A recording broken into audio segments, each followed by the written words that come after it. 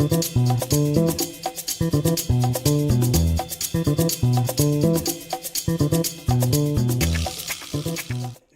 get nuts indeed, guys. What? Grant Morrison, what are you doing, bud? It's okay. I think it's going to be okay. What's happening, everybody? Welcome to Film Junkee Live. It is Monday.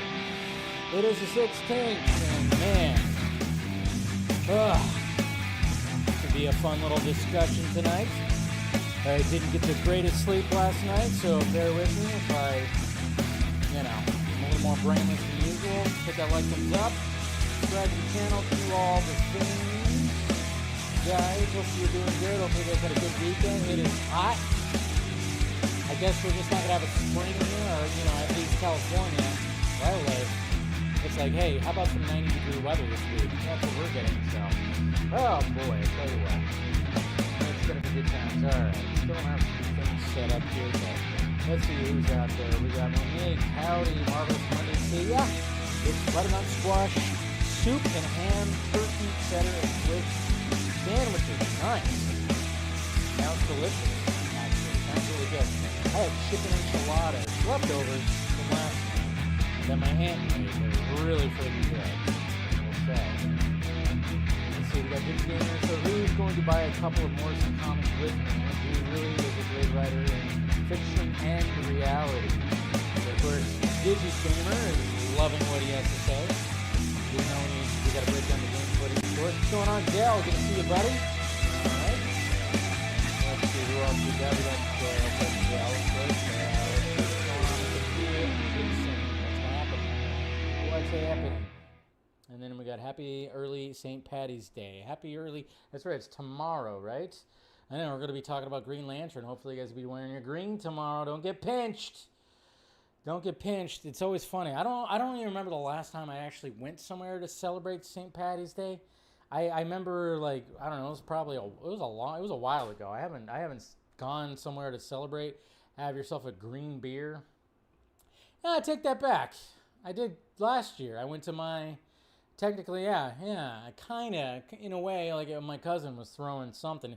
It was that and birthday thing. So I guess last year I went to my cousin's house.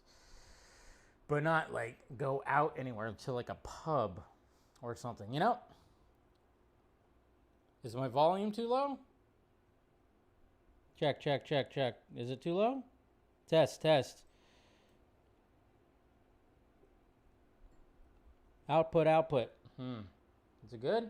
You guys let me know. How's the volume sounding? Or should I pull it up? Like I said, still going through, obviously when it comes to live streams, still trying to figure out everything and make sure with the new computer. Let's see. Test. I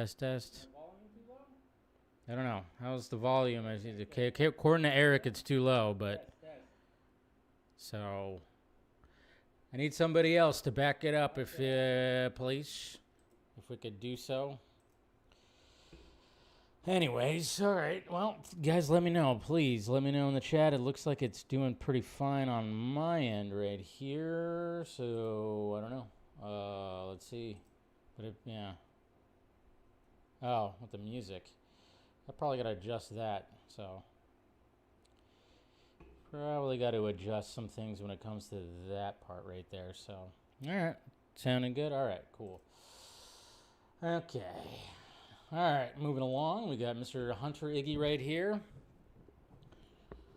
Probably should face that a little bit more. That's probably what's going to help it a little bit. Grant Morrison is taking everything seriously. Yeah, we're going to break down his quotes for sure. So, did you all see this is Superman? Did you all see the photo of Lantern's creative team? The show is cooked. The show is cooked, or they're cooking. I'm trying to keep up with the lingo. Yeah, well, we're going to bring up that too. So, definitely going to do that. We got Jay right here. I can't wait for Mana tomorrow to start showing new pics of what they are doing. Yeah, it's going to be interesting. How much are they going to be shooting at, outside for, Metropolis, like we got last year when it came to Superman. So it's going to be very interesting. The volume is better now that you're closer to the mic. Okay. So, yeah, I think there's still some settings I got to, mess with when it comes to all this. So, See what happens. Happy early birthday. Oh, yeah, so you're going to be your birthday, huh? Well, happy early birthday, Dell. All right, good to see you, Elaine. What is happening? Ryan, I don't care what Grant Morrison says. He didn't create the show. Okay, yeah, we'll talk some Dune Part 3 because some things just came out today for sure. It's going to be interesting. I bet Grant Morrison has become a Snyder cultist too, right? Grant Morrison is correct. Should be running DC. Fire Goon. It's so funny. I think you guys just want anybody else besides James Gunn to be running. Can we get let's get anybody. One of these guys. It's like, but none of these guys want to do that. And we've already seen when comic book writers try to do that stuff, and it just doesn't quite work. But all right, I get it. What's going on? All right, good to see you, Jose, of course. Man, the baseball season's starting right up. Going to a baseball game this Sunday, actually, which is good. Cooked, not in the good way. Yeah, I figured that, because cooked, past tense, cooked means bad. Cooking in the process is a good thing. That's what it is. So, yeah. And I'll take an angry monkey punching a keyboard over a gun. Yeah, there it is. Right there, guys. Even though some of y'all would just complain if it was somebody else too. You'd be complaining too, most likely. But anyways, it's all good. He's going to be out anyways, right? John Campea said so. He's going to be walking away. And again, subscribe to the channel, guys. Hopefully you guys had a good weekend, had a pretty decent weekend. Of course, we'll be talking about the Oscars. Watched those last night at Mama Film Junkie's house. So that was cool. Just kind of chilled here. Yeah. I got in one last Best Picture nomination movie in before the Oscars, which was Hamnet. I actually watched that Sunday morning. And yeah, I can see why Jessie Buckley was just winning all of it.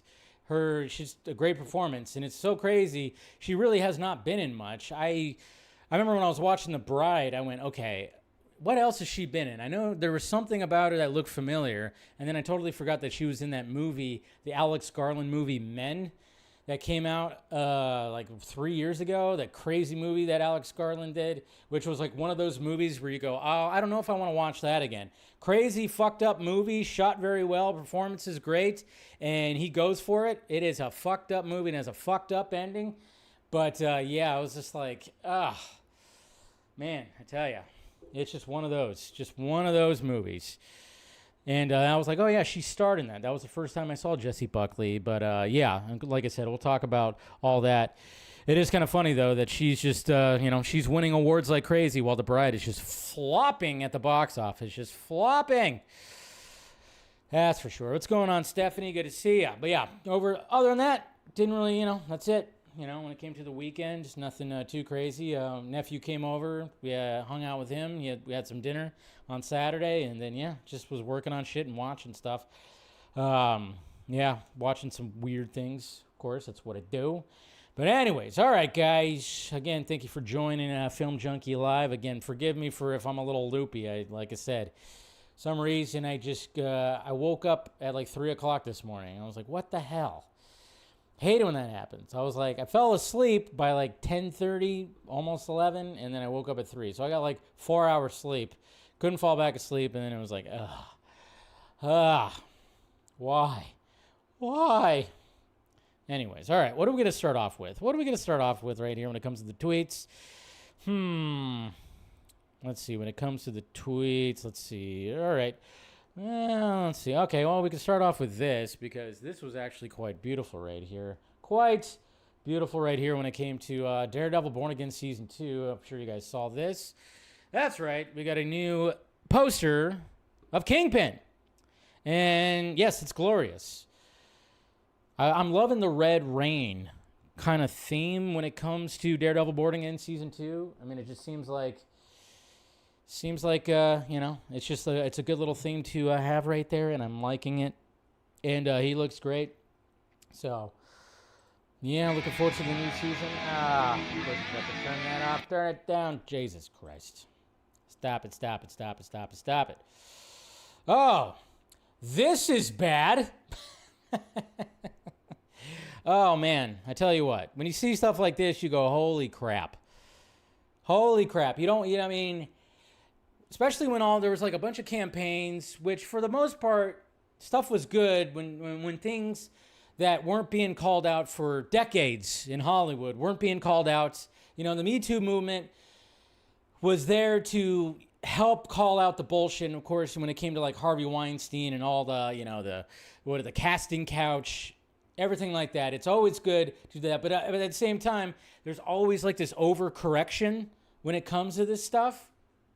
And, and then of course people take the stance like believe all women and, all this kind of political stances when it comes to all this stuff. But then you get something like this and you go, I mean, this is where it's like, okay, you're always going to get people that are going to take advantage of this kind of stuff. And this has to do with Rebel Wilson. I don't know if you guys heard about this, but this ain't good. This ain't good for her at all. Leaked audio has revealed that Rebel Wilson's crisis PR team tried to launch a smear campaign that would claim a producer on her directorial debut, The Deb, was a sex trafficker. Rebel Wilson and producer Amanda Ghost have been locked into an intense legal battle with both sides trying to sue each other. What the F? Yikes. So apparently they weren't getting along with the producer, and I mean, I'm sure there's maybe more to that as well. I don't know, but then they were going to try to create a smear campaign to gaslight and pin a label on this individual that he was a sex trafficker. That's not good. You can't do that. That's not right. And you can actually listen to the audio footage too. You can listen to it. You can listen to that audio footage. Oh, also. Talked about Rebel. Like, here's the deal with Rebel, and I think you, me, and Brian, and maybe Katie, since she'll write this thing. What we have to do is the biggest piece here is that we have to connect Amanda Ghost with Vlotnik. And I was just like, so basically what we need to do is we need to create a path where we expose Amanda Ghost as like the new Heidi Fleiss. Like she masquerades as the reason why she sucks so bad at music is because she's actually getting hookers for Vlotnik, right?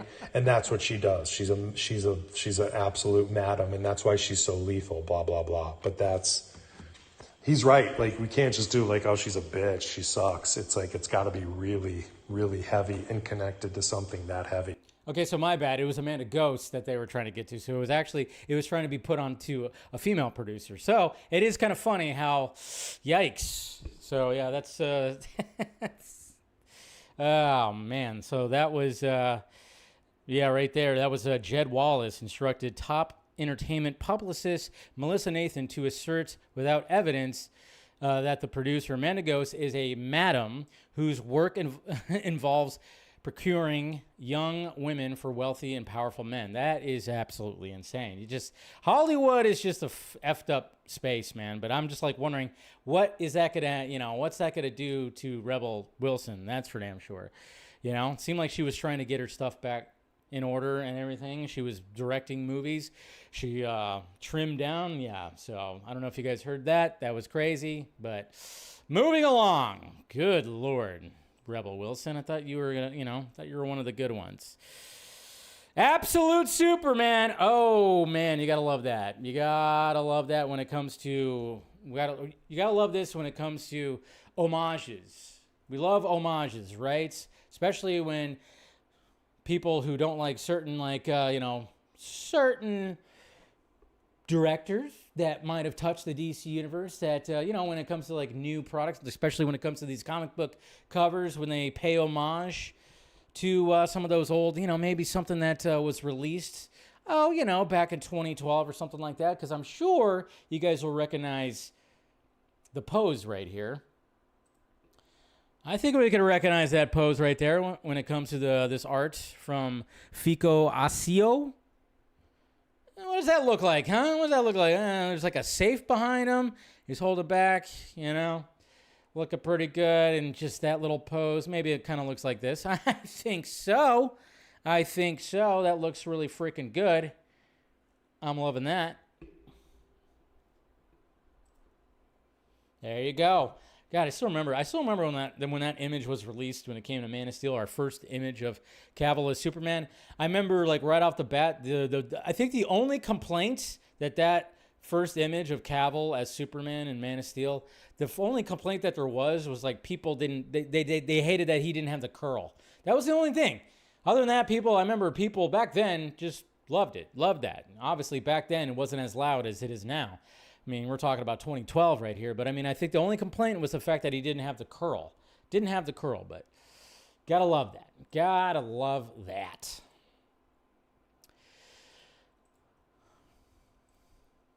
And then speaking of Zack Snyder, this takes me back right here. This goes all the way back to, I think, 2020, I would say. I think this is 2020 right here. The first time that we got Zack on a stream, and this was actually on Real Anarchy's stream. This is gonna be a crazy throwback right here.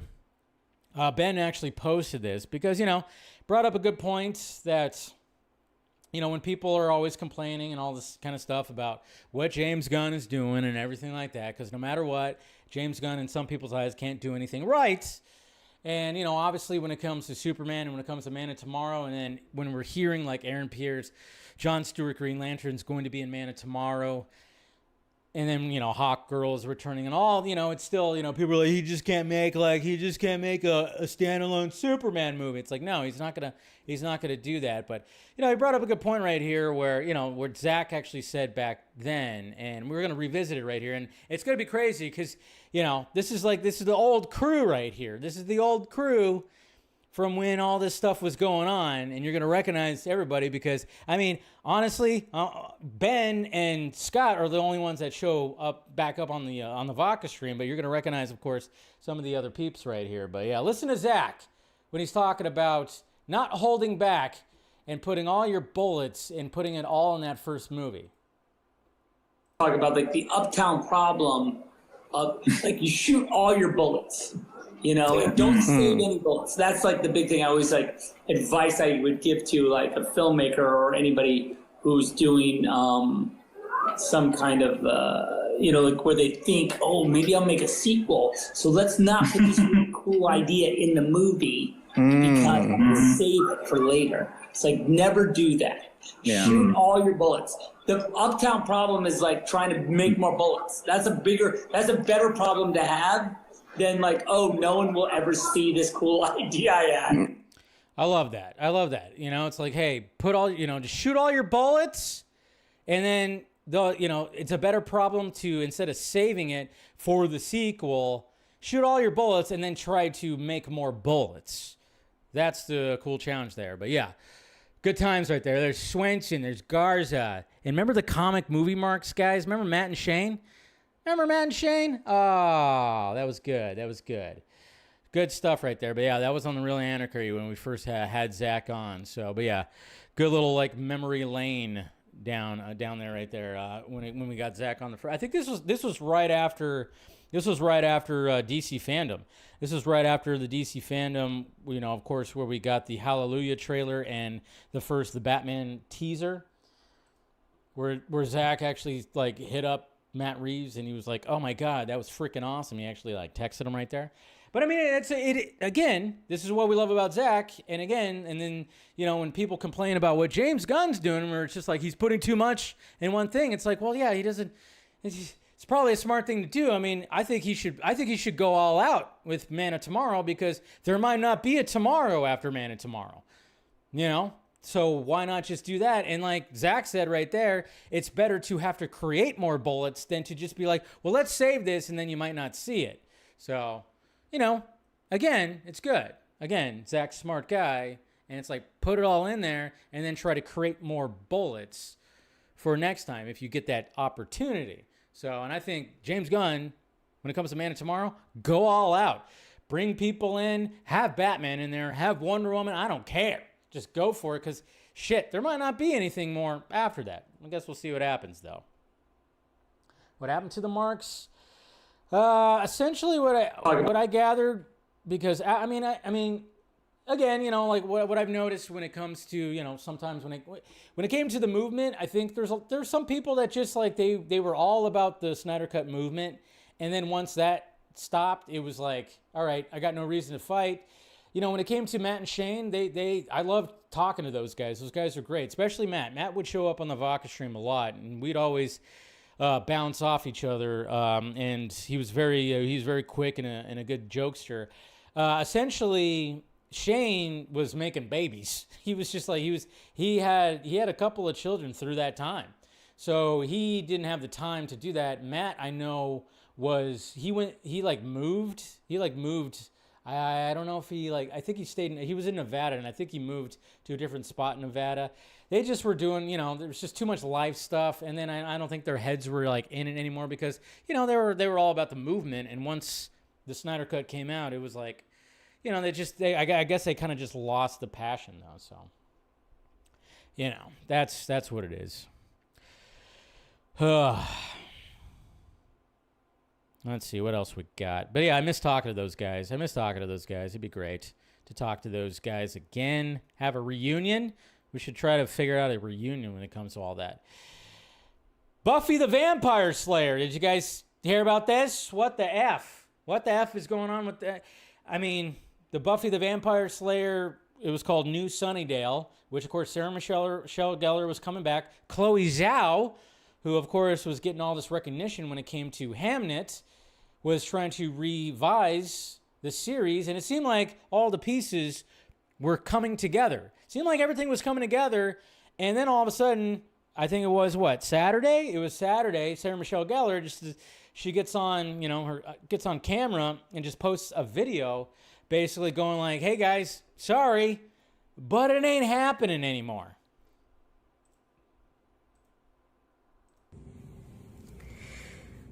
So I am really sad to have to share this, but I wanted you all to hear it from me. Unfortunately, Hulu has decided not to move forward with Buffy New Sunnydale.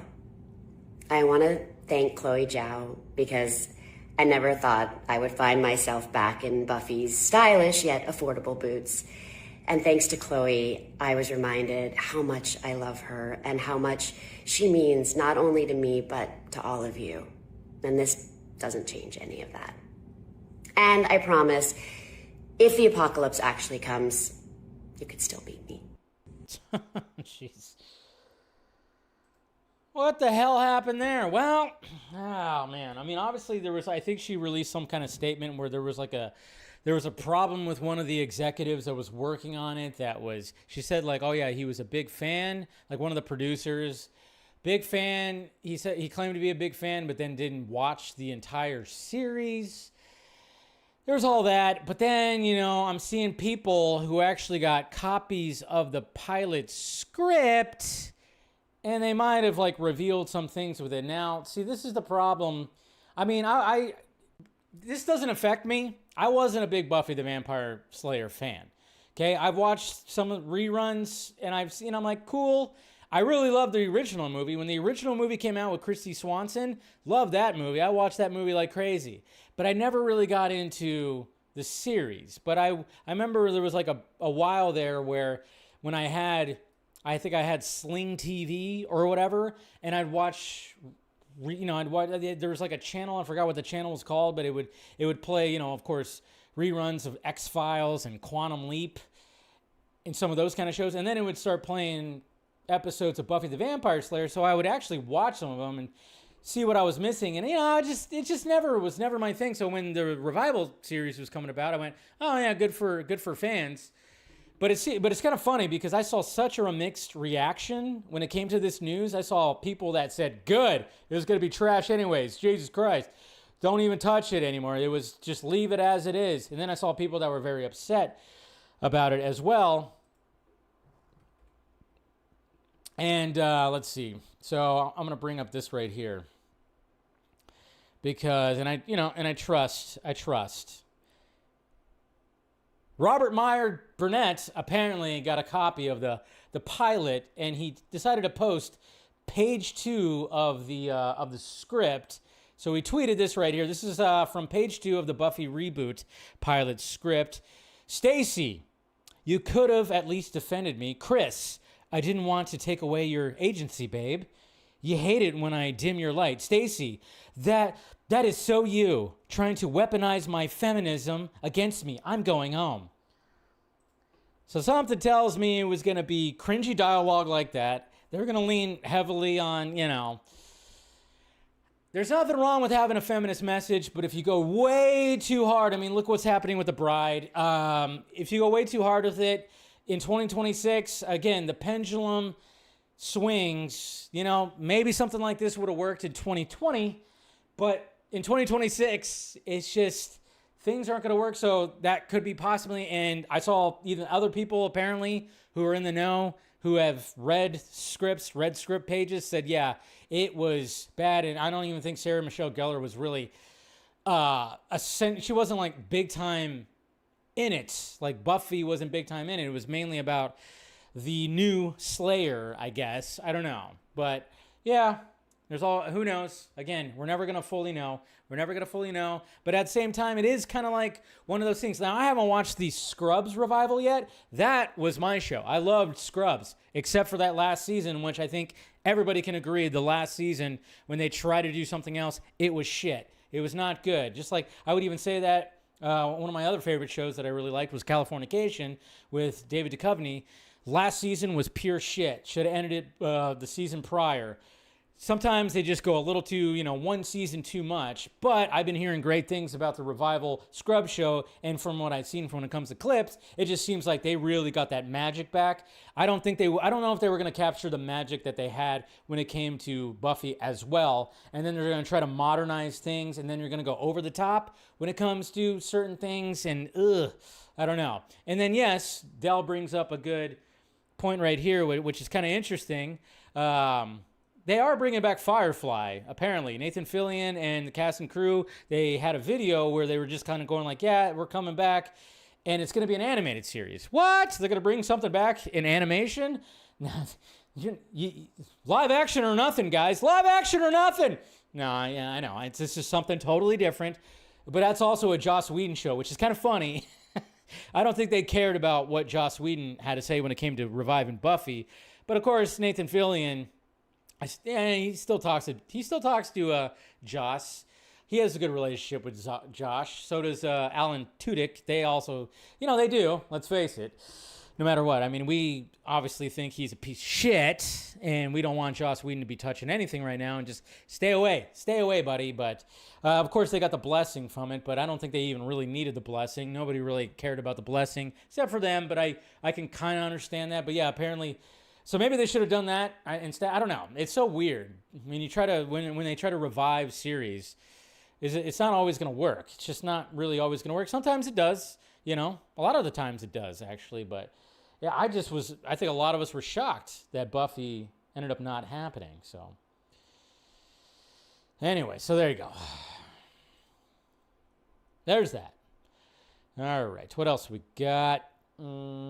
Just some funny stuff. Nah, we don't need that. Oh, yeah, here we go. Womp, womp. I think we can all celebrate this one right here. For damn sure. I mean, my God. Let's see. I don't have my new thing up yet, but I'm like wondering, do I have it? Nah, I can't even find that. Oh, no, there it is. Okay, let's see if it works. Because remember when we heard about Max Landis coming back and Paramount was hiring him to write the new G.I. Joe script, and everybody went, what the fuck are you thinking? What are you thinking there, Paramount? And then naturally people are like, well, here's Paramount right here. This is MAGA Mount, right? They're going to bring back people like this and blah, blah, blah. And yeah, I think we were all just like, yeah, you could have it. Nobody wants to have anything from Max Landis either. But then Variety reported over the weekend, Paramount has passed on Max Landis' G.I. Joe script.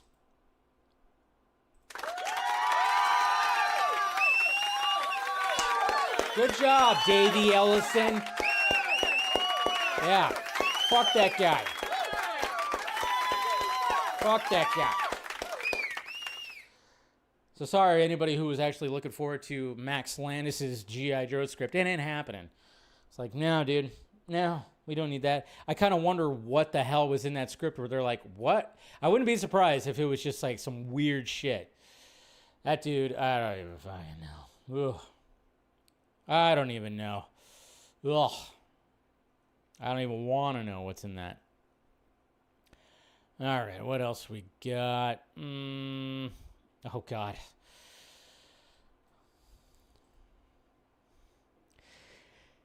Guys, we have Rachel Zegler back saying Rachel Zegler things. Oh, that's right.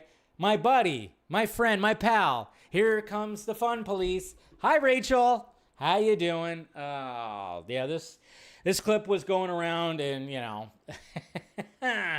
so somebody from her crew, she's like the Meghan Markle. She's turning into Meghan Markle. Like, nobody likes Meghan Markle I've seen. I mean, as far as I could tell, Netflix just dropped Meghan Markle. It almost seems like Rachel Zegler is like her and Meghan Markle just need to just like come together and just, I don't know, they'd probably make some kind of disaster or something like that. They give me the same vibes. There's something about these two that give me the same vibes. I don't know if anybody else feels like that, but yeah, I don't know. But we got Rachel Zegler right here, and she was talking about right here. And then this is an edited clip that Stephanie Annie, My Nerdy Home, which, you know, she has her own channel and everything like that. She posted this right here because, you know, again, it's like, Rachel, stop it.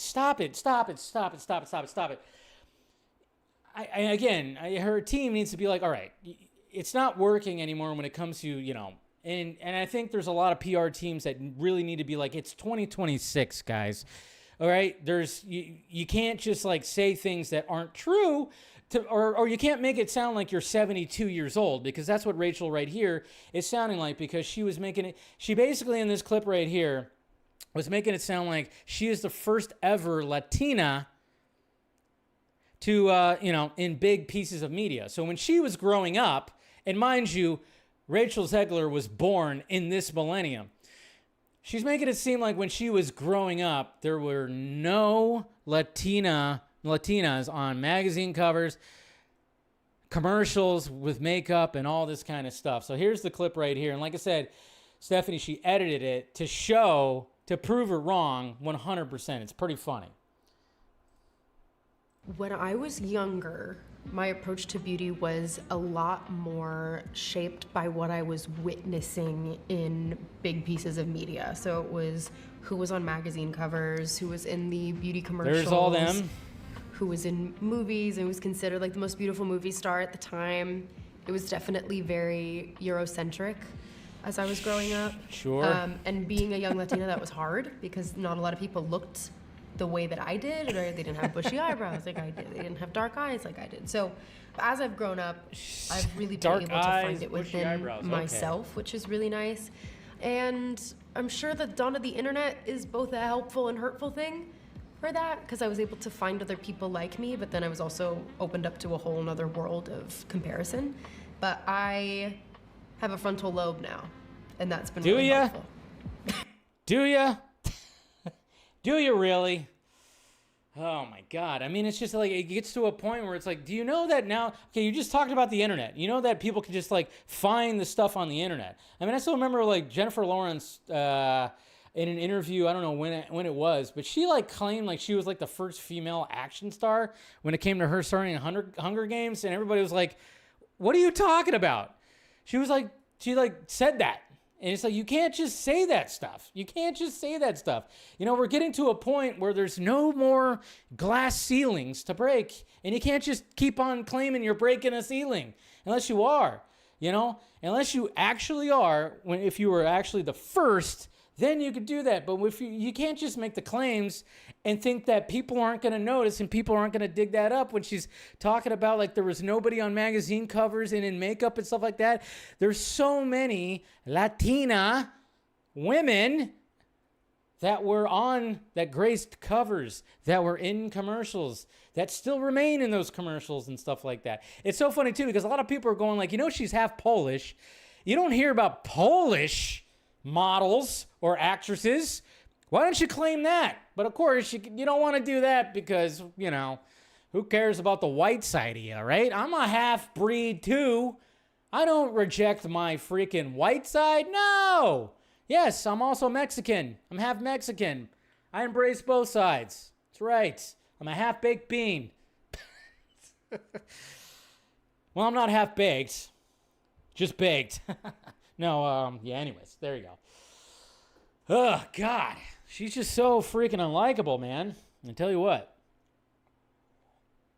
And she just keeps on like, ugh. She's just like, come on, what are we doing here? What are we doing here? Stop it. We don't need to do that. Just enjoy, just embrace the opportunities you get. You don't have to do that. Anyway, sorry. All right, guys. I saw this on my timeline, and it's time to end this. It's time to end this debate. All right, you freaking weirdos. And your goddamn pineapple on pizza. It's time to end it right here because the world in maps, they have a posting, and maybe it's made up, but I'm pretty sure it's true because I remember hearing about this before. Where in Europe can you order pineapple on pizza? Well, not in Italy. No. Most of Italy say no. Okay, everybody else, yeah, knock yourself out. Go ahead. Go ahead and order that little fucking pineapple on pizza. But in Italy, where pizza was originated, they ain't putting fucking pineapple on pizza.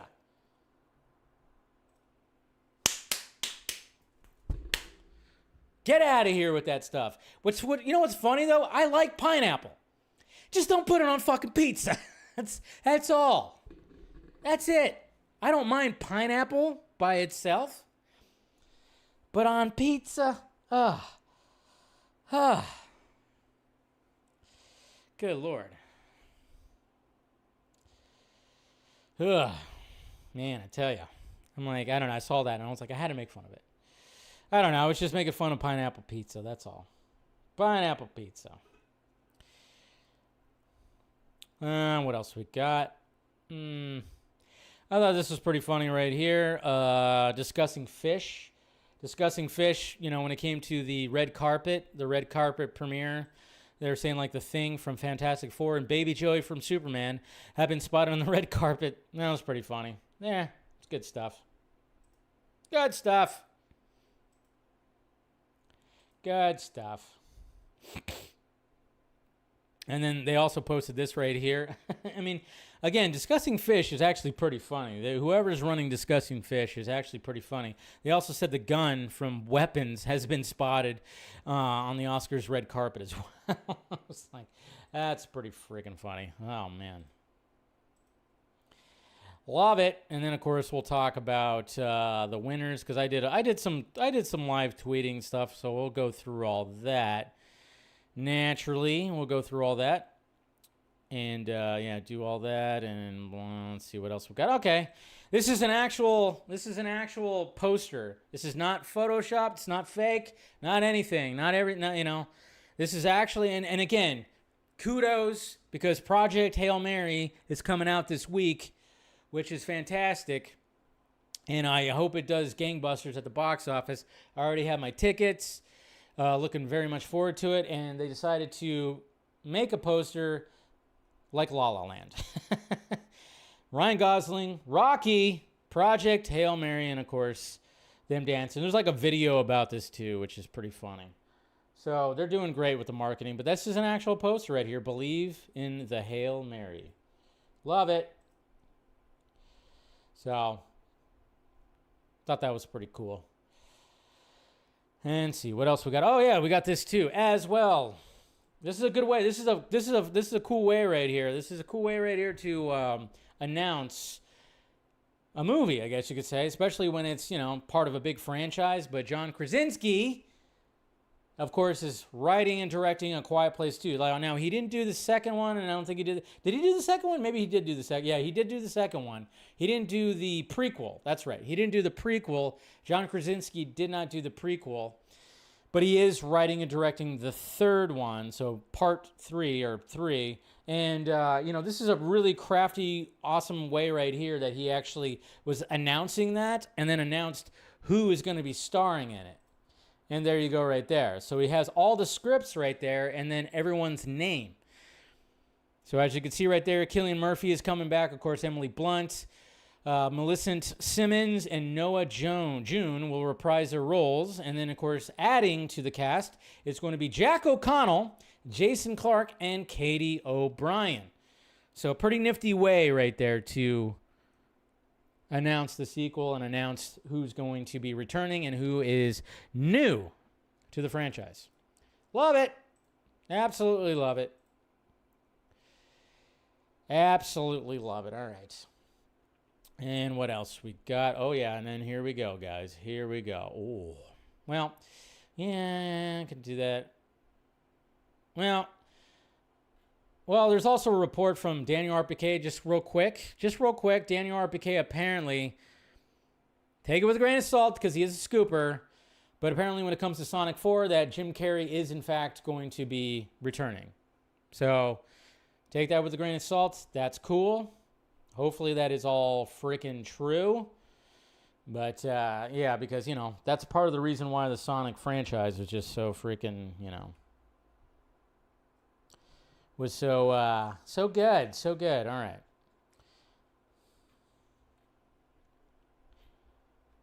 What are we doing here? Okay, so Dune Part 3, baby. Oh, yes. We get a trailer tomorrow, and I'm going to do a reaction to the trailer. So look forward to my reaction. I'm actually going to I'm going to do a reaction. It's going to be at 9 o'clock my time, so I'll probably just take my break from work, record my reaction. I'm not going to record it on my phone. I'm actually going to record it like this because, you know, you got to have some respect. I got to show my respect because Dune Part 3 is one of my most anticipated movies of 2026. So naturally, I was like, okay, gotta show some respect. And there are people that have seen the trailer. Apparently, Warner Brothers and everybody, they actually showed the trailer on a big, huge screen for people, reporters, and whatnot. I've seen some people that are in that space who have seen the trailer, and they're like totally, of course, blown. Their balls are blown. And here's the official Dune Twitter account. Of course, we have the official banner with the eyeball, the iris, and everything. So let's just say, guys, Dune Part 3 ain't moving that fucking release date. As much as we thought it was going to, Dune Part 3, they're like, fuck this.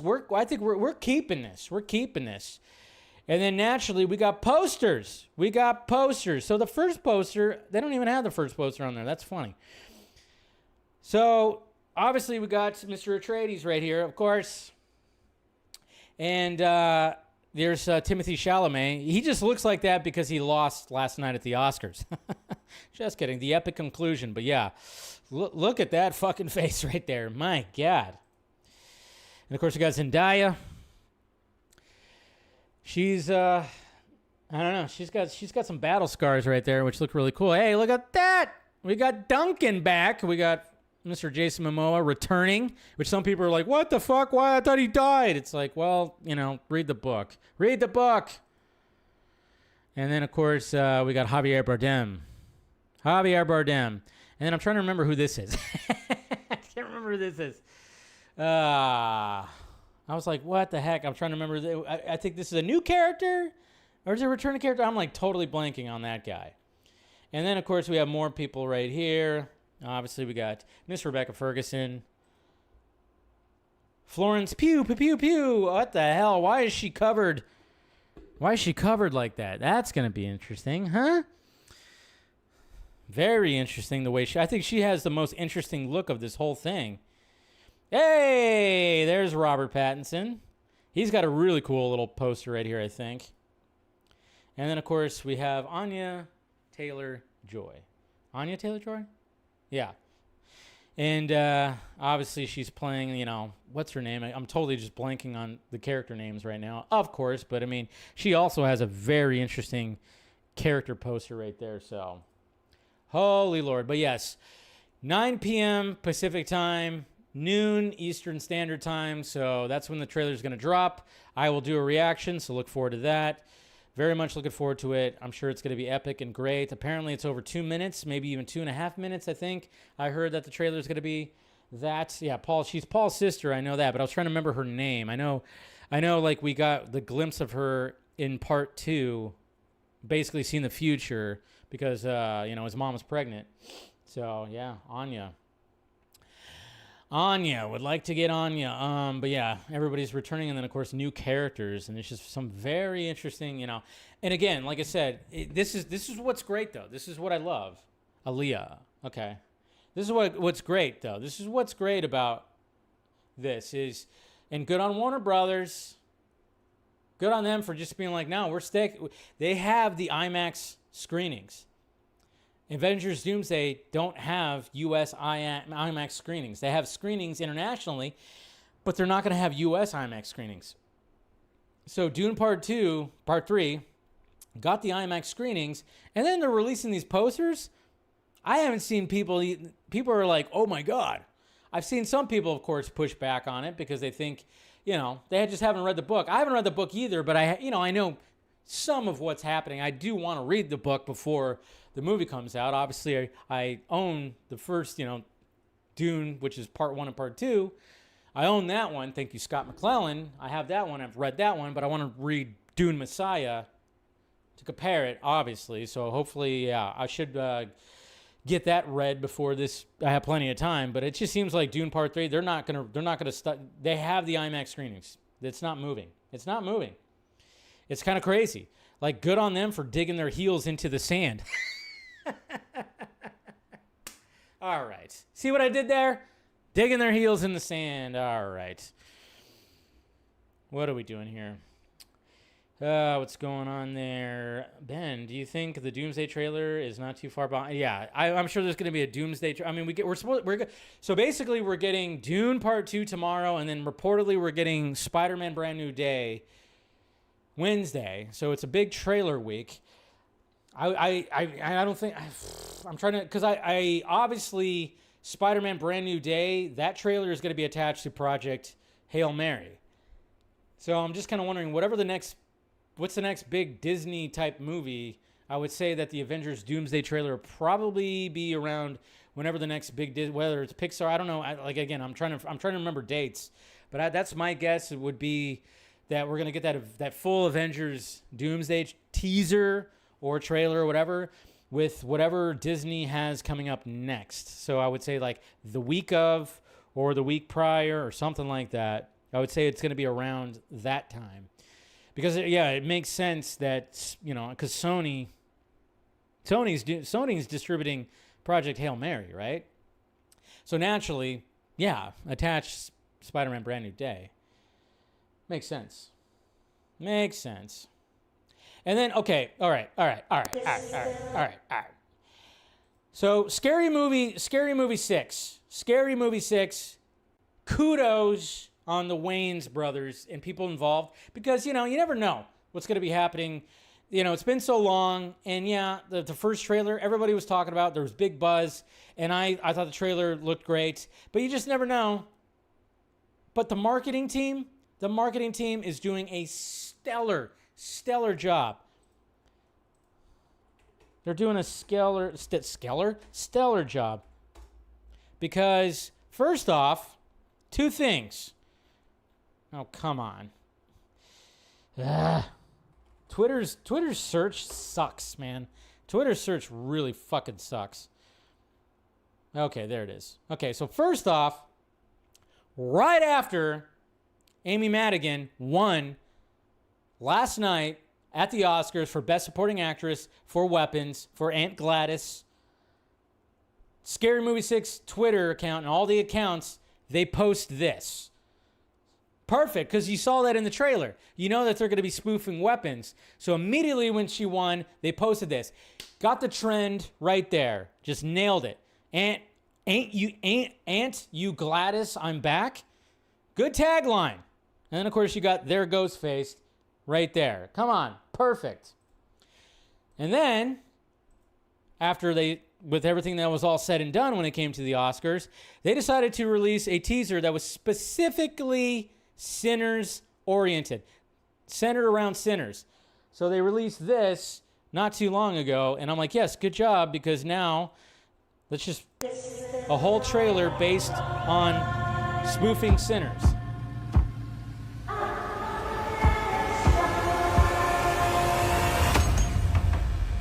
the fuck? We heard tell of a Halloween party. If you just invite us in. Why you need an invitation? White folks show up to parties uninvited all the time with their little nasty ass casseroles. Why she got them dirty ass white girl feet? Look like you was walking around porn sets all day. Got them trailer park toes.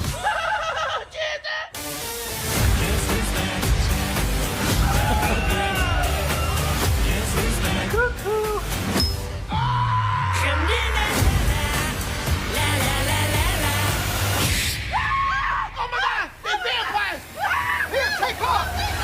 Vampires. It's just part of the costume. Oh, girl, you know I got you. I ain't gonna let nothing happen to you. Nigga. Come on. Every line will be crossed. Dude, perfect. I mean, it's like, okay, even though Sinners didn't, walk away with the best picture thing, it still got some good awards last night. So, bam, right there. Good on them. Good on them.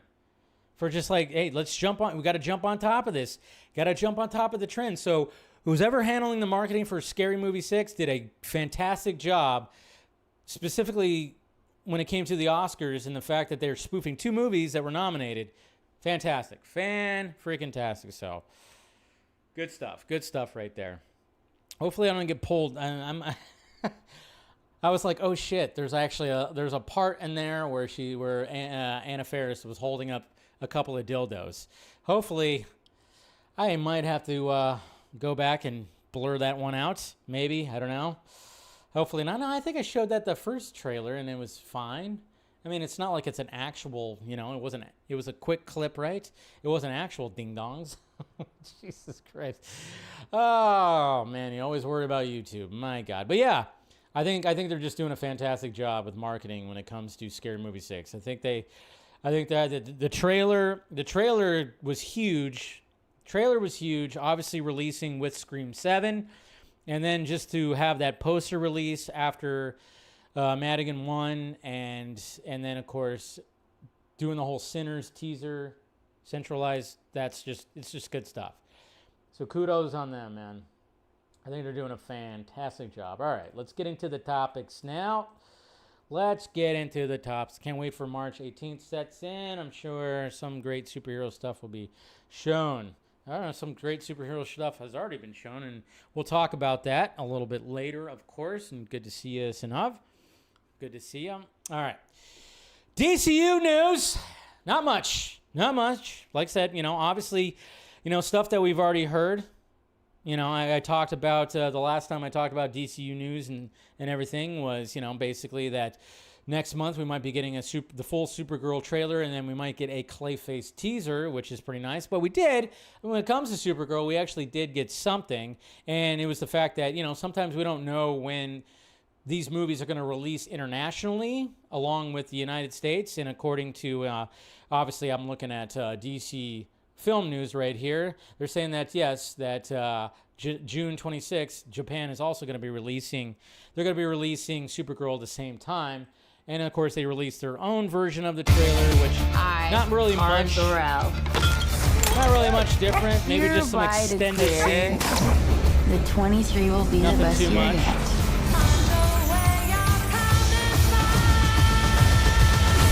Let's be honest, babe, it's not a very high bar to clear. I didn't know any of you were still alive. What was it like to lose everything in a day? Krypton didn't die in a day. The gods are not that kind. I don't think that shot was in the trailer. That shot either. What's Superman like? He sees the good in everyone, and I see the truth.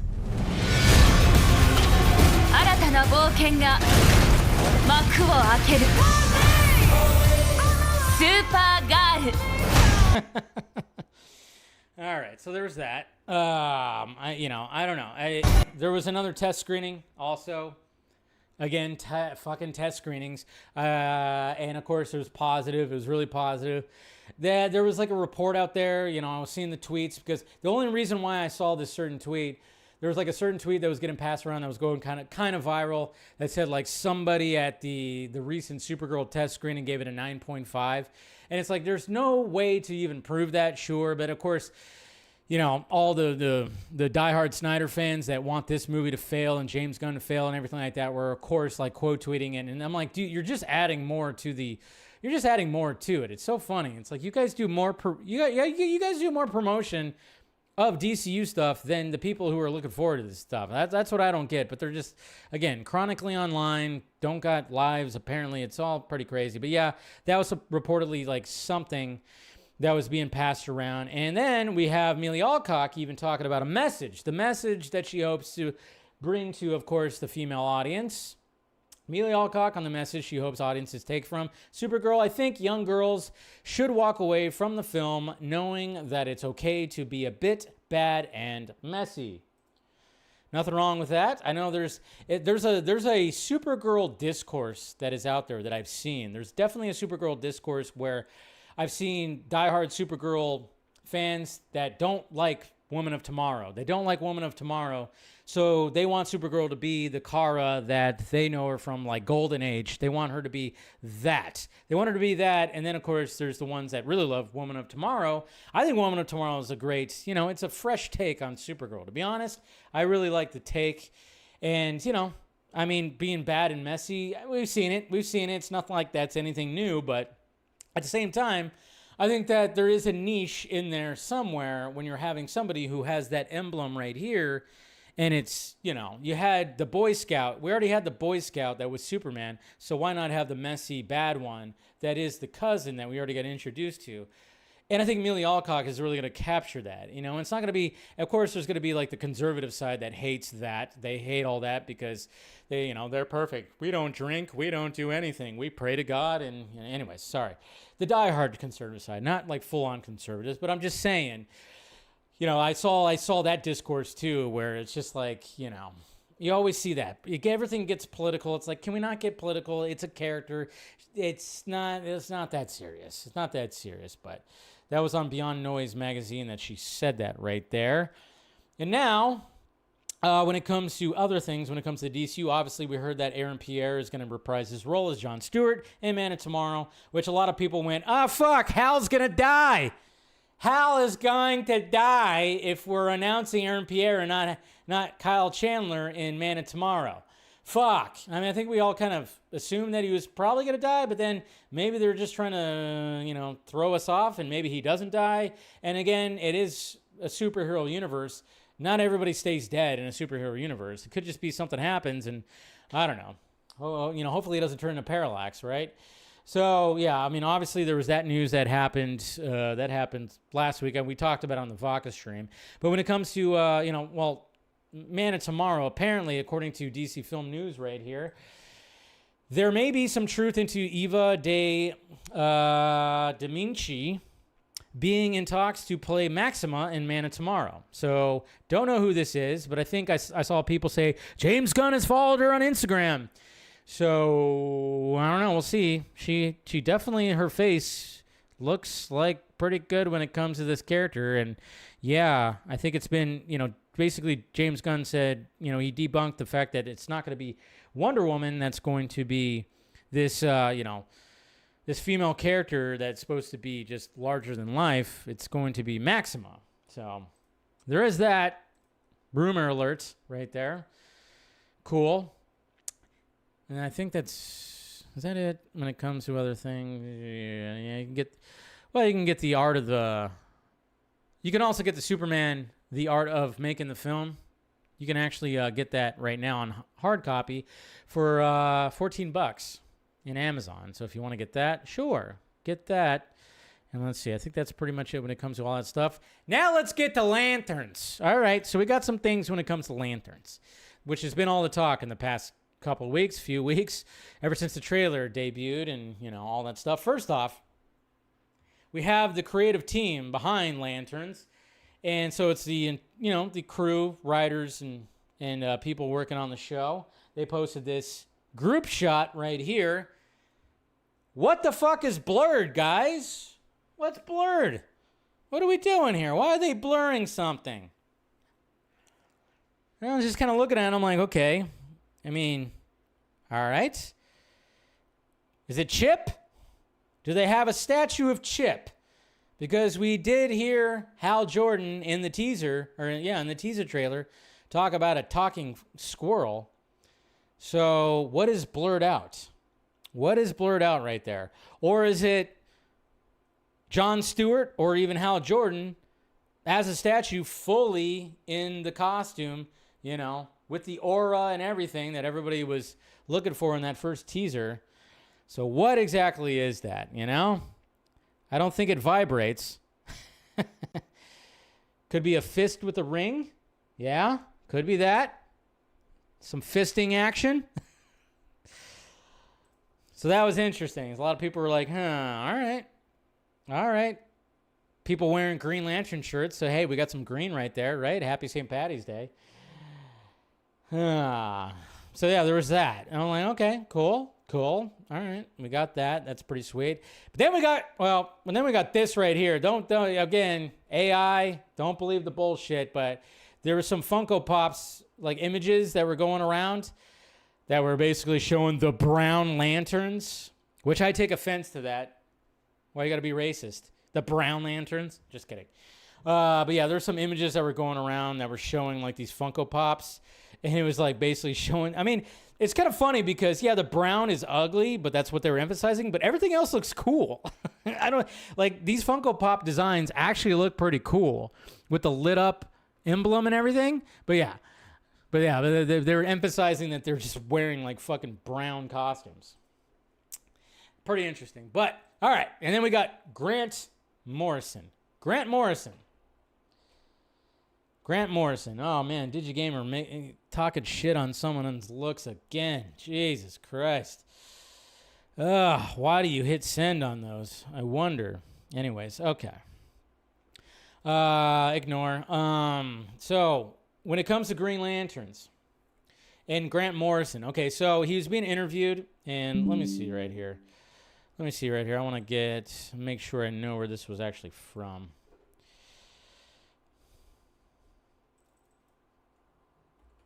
Grant Morrison.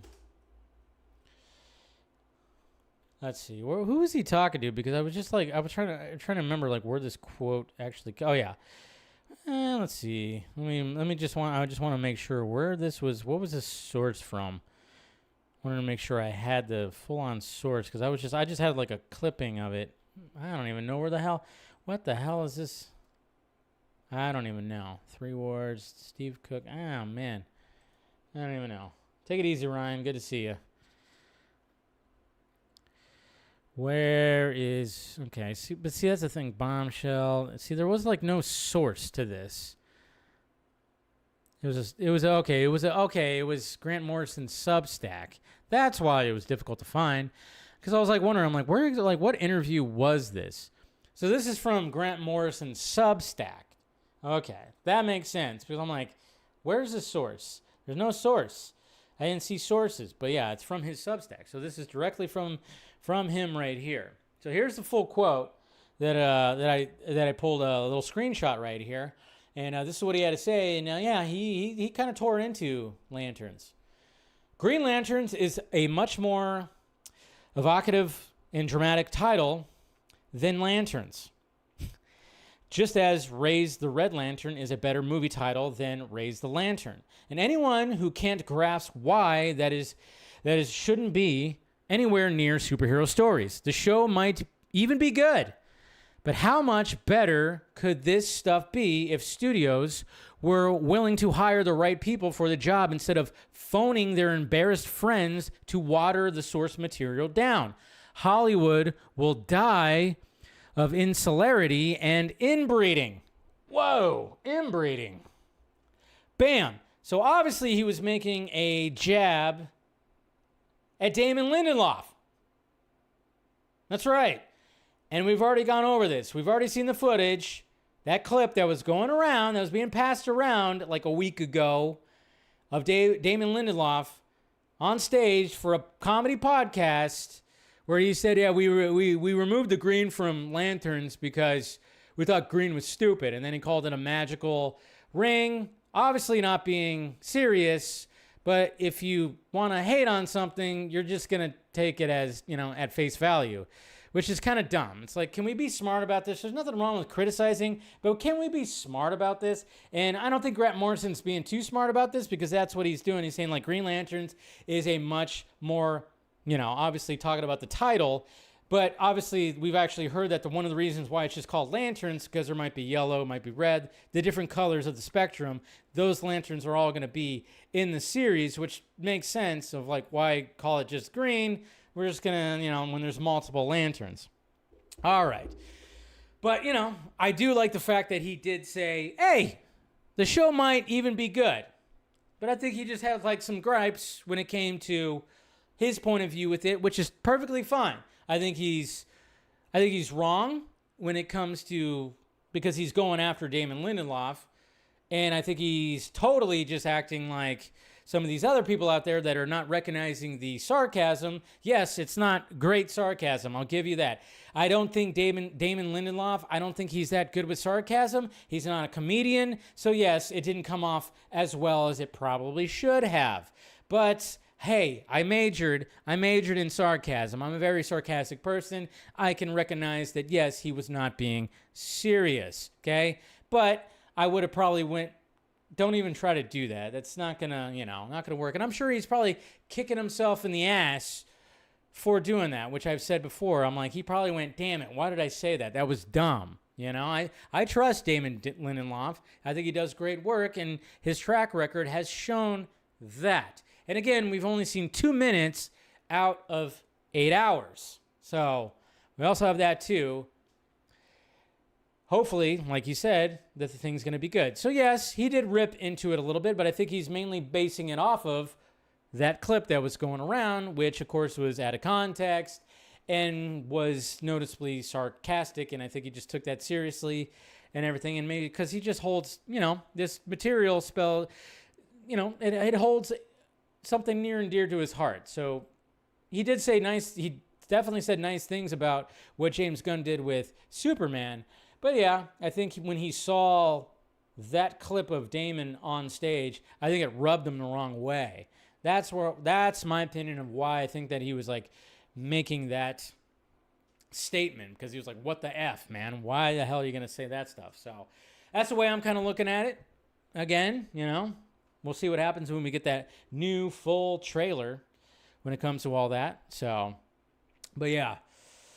And it's going to be interesting to see his reaction to it, because like I said, at first he was worried about James Gunn's Superman when it came to things.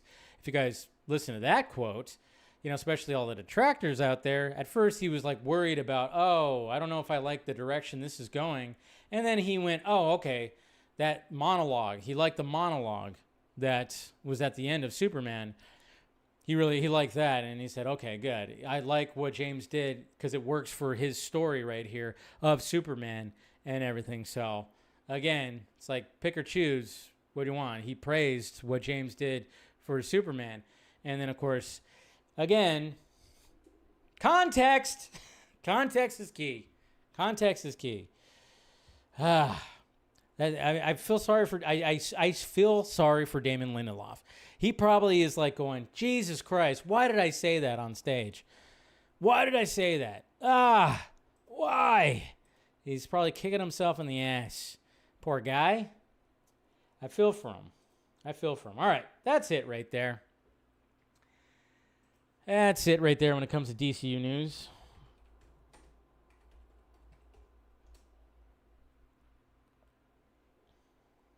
Boom, bam, bam, boom, bam, bam. All right. What do we got here? Let's see.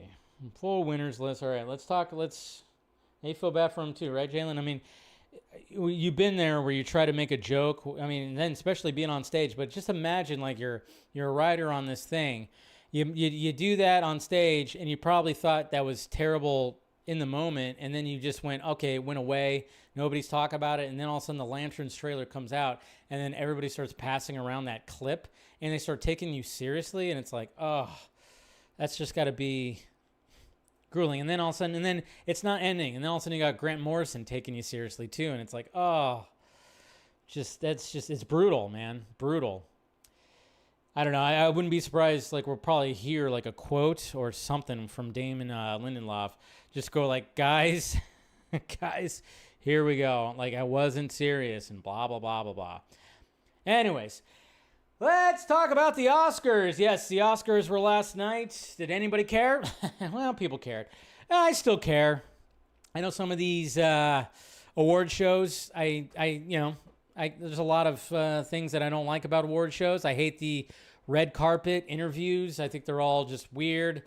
A lot of celebrities are obviously just going, look at me, look at me, look at me. I hate red carpet. When you see, everybody just posing, they're doing the posing. There's always this pose right here that and then of course, the guys, that's the female pose. You do this kind of thing right there. And then the dudes have to do the one hand in the pocket, and then you lift the jacket, all the stuff. It's always weird. I can't even imagine doing that. I feel so awkward. It's like you have to look around, get all the flashes in your face. And then of course, you get celebrities because, they have to do that thing where they wear a $6 button on their $500,000 dress that has some kind of statement on it. Cool. Again, do whatever you want to do. It's just kind of, I don't know if that's actually going to do anything. But luckily, the Oscars didn't really get too political. And Conan O'Brien, I love Conan. I've always loved Conan. I always said that the late night shows died when Conan walked away from it. I think he was the last great late night talk show. Like I thought, Letterman was great, Leno was great, and I wouldn't say Craig Ferguson was also fantastic as well. I would say that they were the greats. That 90s into the early 2000s, that's where it was great. Now the ones now I don't even watch. I don't even watch late night shows now. Nothing. But Conan obviously was big time. He did make his jabs, but he just did it in the Conan way, and it was great. Yeah, he did make some jabs, of course, at the president, as anyone should. It's just, when I see Kimmel and Colbert and everything, like night after night after night, just go one way. And then when we had the other president, of course, they didn't touch that guy. And when it's just, can we have both? Anyways, so when it came to Conan hosting, he had a great opening bit, which of course they did him up like Aunt Gladys, which was pretty funny. And basically when it came to winners right here, obviously there's like some obvious ones. I'm just going to kind of go through them a little bit.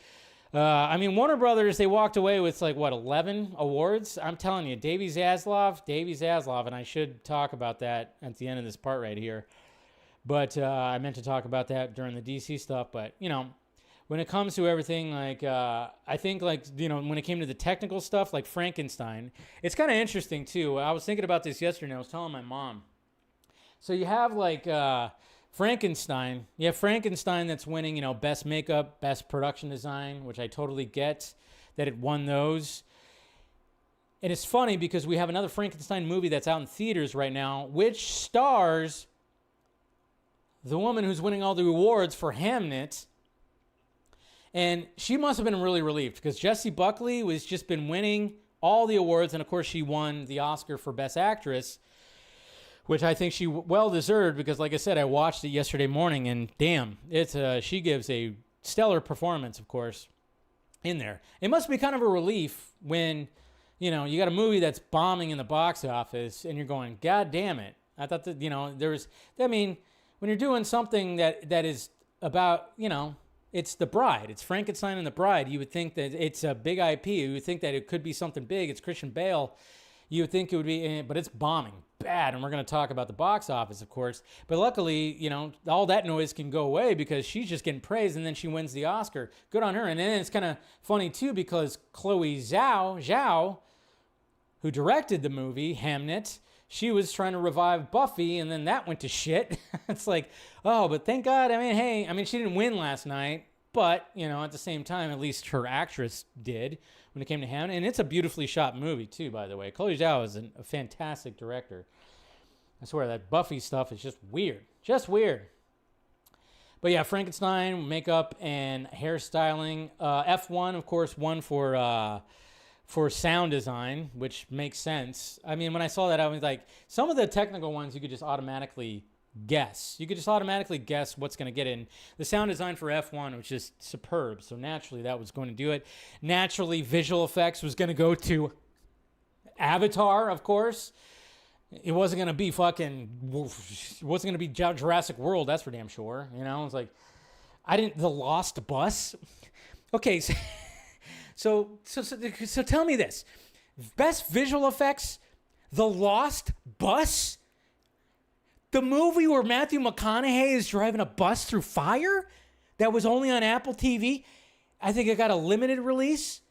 That movie got nominated for visual effects, and they didn't even nominate Superman?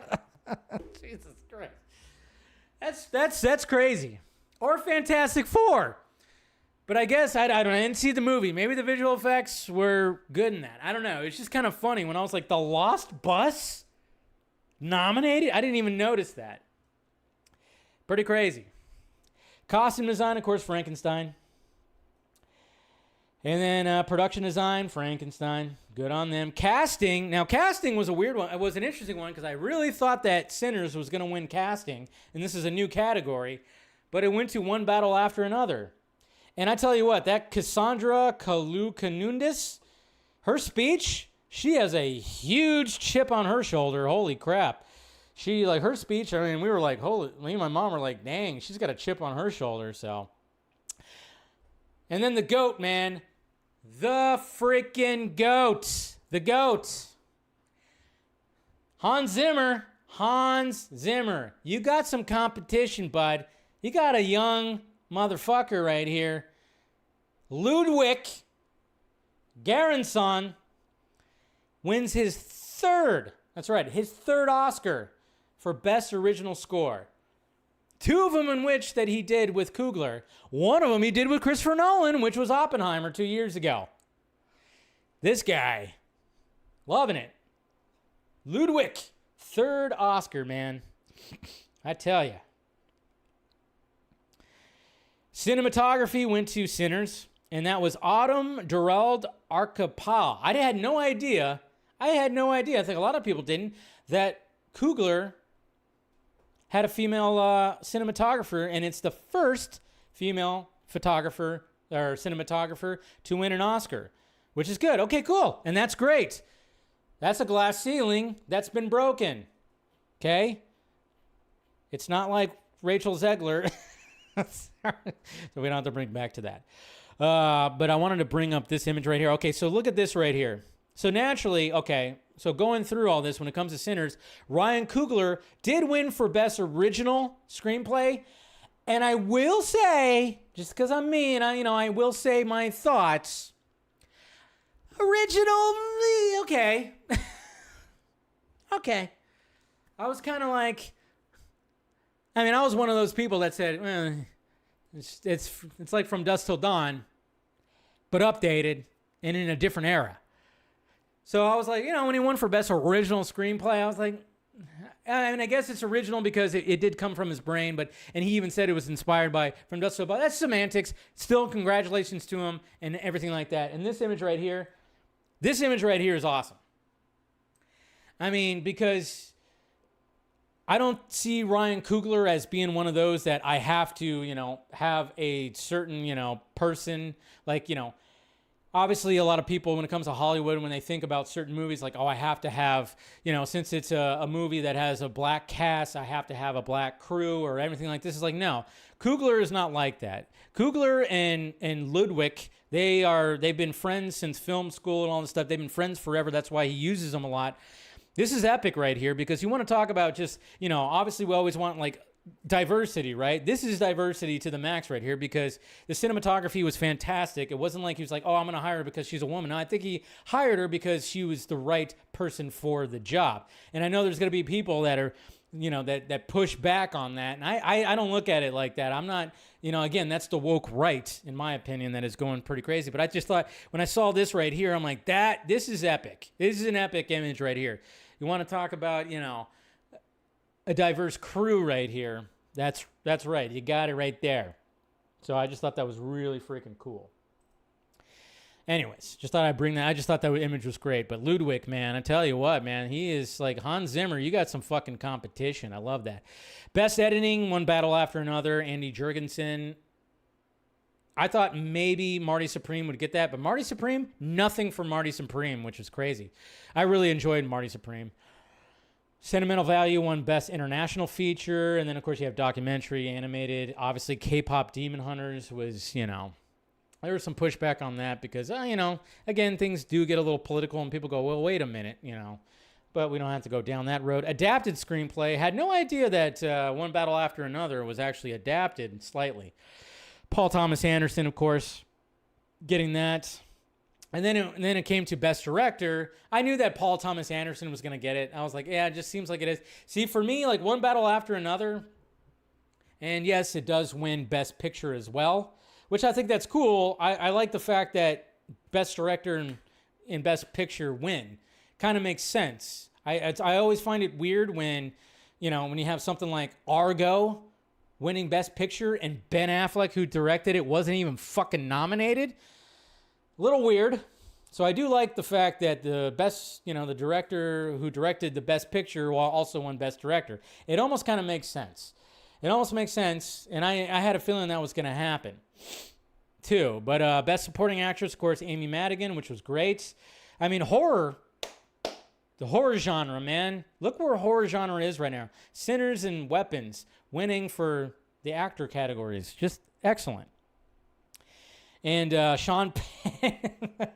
So that was an interesting one. And I didn't see Sentimental Value. That was the only one I didn't see when it came to Best Supporting. I actually thought Benicio del Toro was going to win this one. And he would have been my choice. It is kind of weird that Jacob Elordi was nominated for Best Supporting Actor, even though he's technically it's about him, but I know it's like, you know, he's Frankenstein's monster. It's kind of interesting, and he did give a great performance, but it's just so funny how Sean Penn decided not to go because apparently he was meeting up with, I don't know, I've heard things where he didn't want to go. Some people said he didn't want to go because they don't allow smoking. And I'm like, I think that was a joke.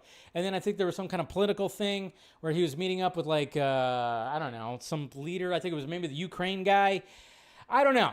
I don't know why Sean Penn wasn't there, but he ended up winning. It was just kind of funny, like, oh. And people were not happy about that. That's for damn sure. Delroy Lindo, his face said it all. I was kind of actually rooting for Delroy too because I like Delroy Lindo. But but honestly, if I had my choice, Best Supporting Actor, Benicio was great. I think he was the best thing about One Battle After Another, and I was totally happy about Amy Madigan. I was like, yeah, get her in there, hell yeah, because I didn't see Sentimental Value. So, and then of course, you know, Wunmi Wasaku, I mean, in Sinners, she also did great too. And Teyana Taylor, I was like, if she wins, that's dumb. I mean, spoiler alert, if you haven't seen One Battle After Another, she's like in it for like 13 minutes. And she, you know, I didn't think her performance was fine. But Benicio, he was fantastic. Best Actress, of course, Jessie Buckley, which I was like, yeah, 100%. You know, I obviously, Begonia was my favorite movie of last year. So, I mean, I was, of course, like, hey, Emma Stone, yay. But, I mean, Jessie Buckley she just cleaned house. And, yeah, she gave a really good, really, really good performance. And then, of course, Best Actor, hey, Timothy. I'm not saying, I mean, I know there was a whole controversy of him, you know, shitting on opera and ballet, which a lot of people were bringing up. But some people were like, well, you know, when it came to that whole thing, that happened after, you know, that happened after all the voting was done. Now, I actually thought that Timothée Chalamet had a chance because I said I really enjoyed Marty Supreme. I thought it was an excellent movie, and I thought he was excellent in it. Like, I actually, this was my favorite role that I've seen Timothée Chalamet in. And now, I love him in the Dune movies, too. Don't get me wrong, but Dune has such a crazy good supporting cast. Marty Supreme, yeah, there's a supporting cast, but none of them are nominated. Well, not even Gwyneth Paltrow wasn't nominated or anything. Or was she? I don't know. But at the same time, I'm like, he really drove that movie. I mean, he really drove that movie. And that made me go, oh, okay, I'm coming around on Timothée Chalamet. So I thought maybe he had a chance. I thought Leo maybe had a little bit of a chance. Ethan Hawke, I knew he didn't fucking have a chance at all. And then Wagner Mora with Secret Agent. I didn't see that movie. I didn't think he had a chance either. But man, when Michael B. Jordan won, I mean, that was just, come on. That's just great stuff. I mean, he did play two roles. And I think, I know some people are like, oh yeah, well, his, it wasn't like it was that hard, something like that. No, that's hard. It's hard to play two roles because he had to play twin brothers. In my opinion, it was probably difficult to be like, I have to be subtly different, but also kind of be the same. It's like you have to have like these subtle differences. So you're playing two brothers. I would think that, yeah, you're not going to play like polar opposite. You got to have slight differences. And I think he found that when it came to the two characters. So I think Michael B. Jordan win is just fantastic. I was happy with that. To be honest, I was happy with that and seeing all the reaction to it. And then, of course, he goes to fucking, well, I'll go through that right there. But I was really rooting for Sinners to win Best Picture. I mean, obviously, my favorite movie was Begonia. I just really loved that movie. And but Sinners, I also really loved. And so I was hoping for that as well. But one battle after another, okay, fine. Like I said, I didn't hate the movie. I just thought, okay. I see, okay, cool. It was very well shot. Very cinematic and very intense. But overall, I was like, okay. I was like, I didn't feel it as much as some people did feel it. But I'm not disappointed on that. I'm like, fuck that movie, like some people are out there. I mean, obviously, F1, Frankenstein, those ones didn't stand a chance. Begonia really didn't either. Train Dreams, yeah. But, so congrats on Paul Thomas Anderson. I mean, it took him a while to get here, so good on him. Good on Michael B. Really liked his performance, and let's see. And then, of course, Michael B. Jordan. Did you guys see? I mean, I don't know why is this a trend? Why is it always the trend that when it comes to guys winning? Because, this is not the first time it's happened, but he went to In-N-Out. It's like a normal thing now to go to In-N-Out with your statue. I mean, good on him. I mean, obviously he could have just went to, some nightclub or some high-priced restaurant and whatever. Nah, he's there with the people. But it's like, yeah, it's like a thing now where it's like you go.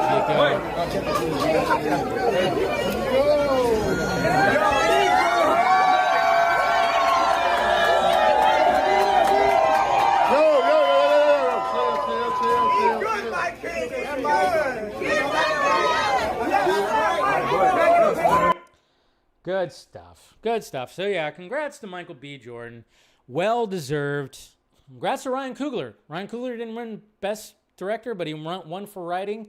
And it's awesome to see because these two came up with each other, with Fruitvale Station, which a lot of people thought the performance that Michael B. Jordan gave in that and the directing from Ryan Coogler was pretty stellar when it came to that movie. And then, of course, when it came to Black Panther and everything, it's just really cool to see them kind of just come up together and everything. So hopefully, I'm sure that burger tasted fantastic.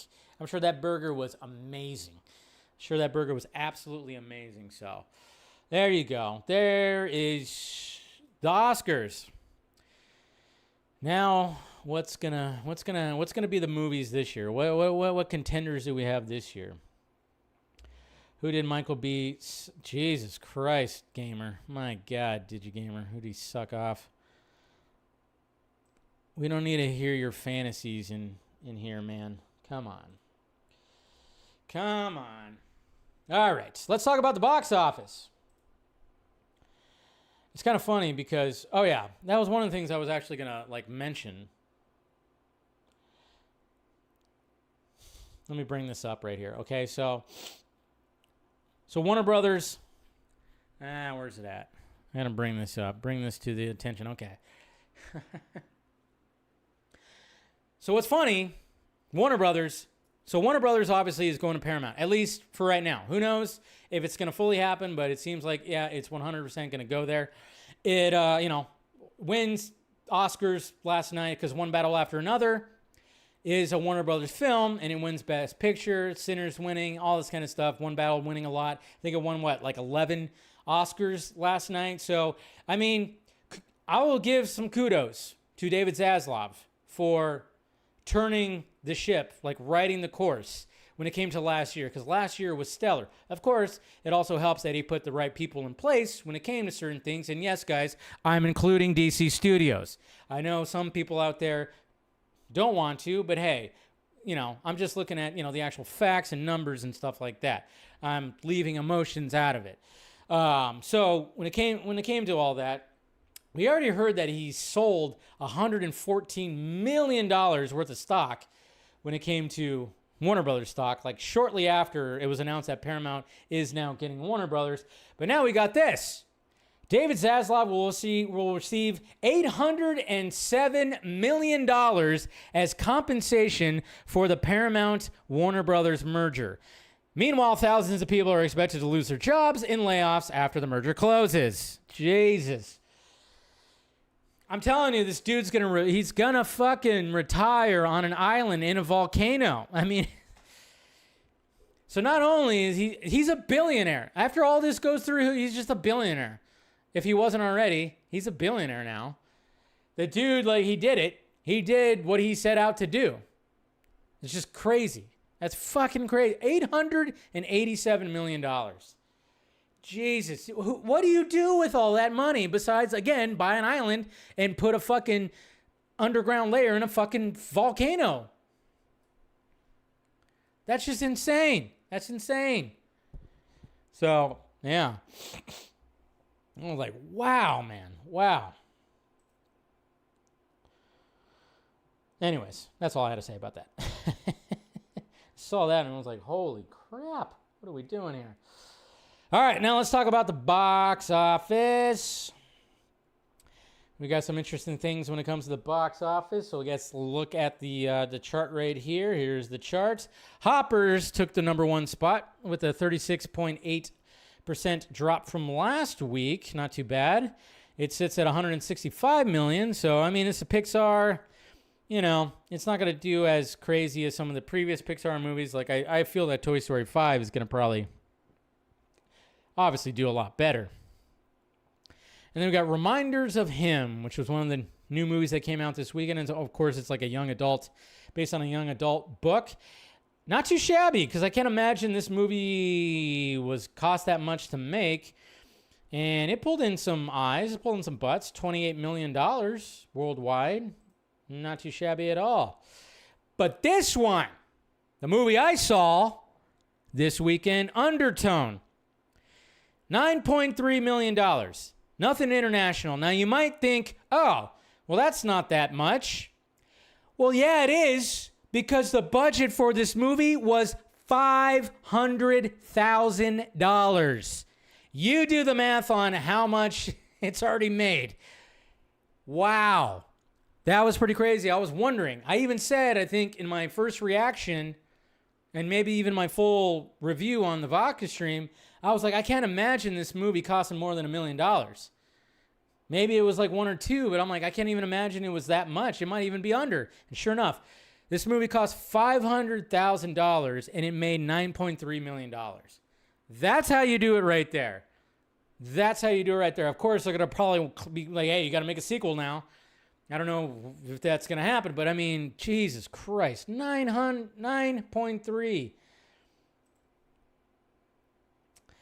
That's how you do it, folks. That's how you do it. Take it from the book of Lee Winnall and, James Wan when they made the Saw movies. How do you make a cheap, crazy movie? You keep it in one location. And Undertone takes place in one location. It just has to rely on audio. Of course, Scream 7, number 4, it's at 177.1. Apparently, this is, the highest. It's basically getting to the highest grossing of the entire franchise. So you already know that there's going to be like 12 more Scream movies that AI has written the scripts, because Scream 7's script felt like it was written by AI. Sorry, I didn't mean to say that, but it fucking did. Whatever. It's not for me. And then, of course, we had the Goats rounding up the top 5 at 100, and then it sits at 162.7. And then, yeah, like I said, The Bride is just dying a slow death, 70.4% drop. This movie cost like $90 million, $90 million to make, and it's only at 20.6. That's how you not do it right there, essentially. So, and then hey, Secret of the Ooze got re-released. That's cool. It made 1.5 million, so that's cool. A lot of re-releases happening lately. Pretty sweet. I know, Campea is going to be pissed, but I mean, what could he do? It puts butts in the seats, you know? Yes, the movie was pure ass. I agree with him that the movie sucked. The movie really freaking sucked. But again, I'm not a big Scream fan. Maybe he's a big Scream fan, and that's why it really pissed him off and he went off.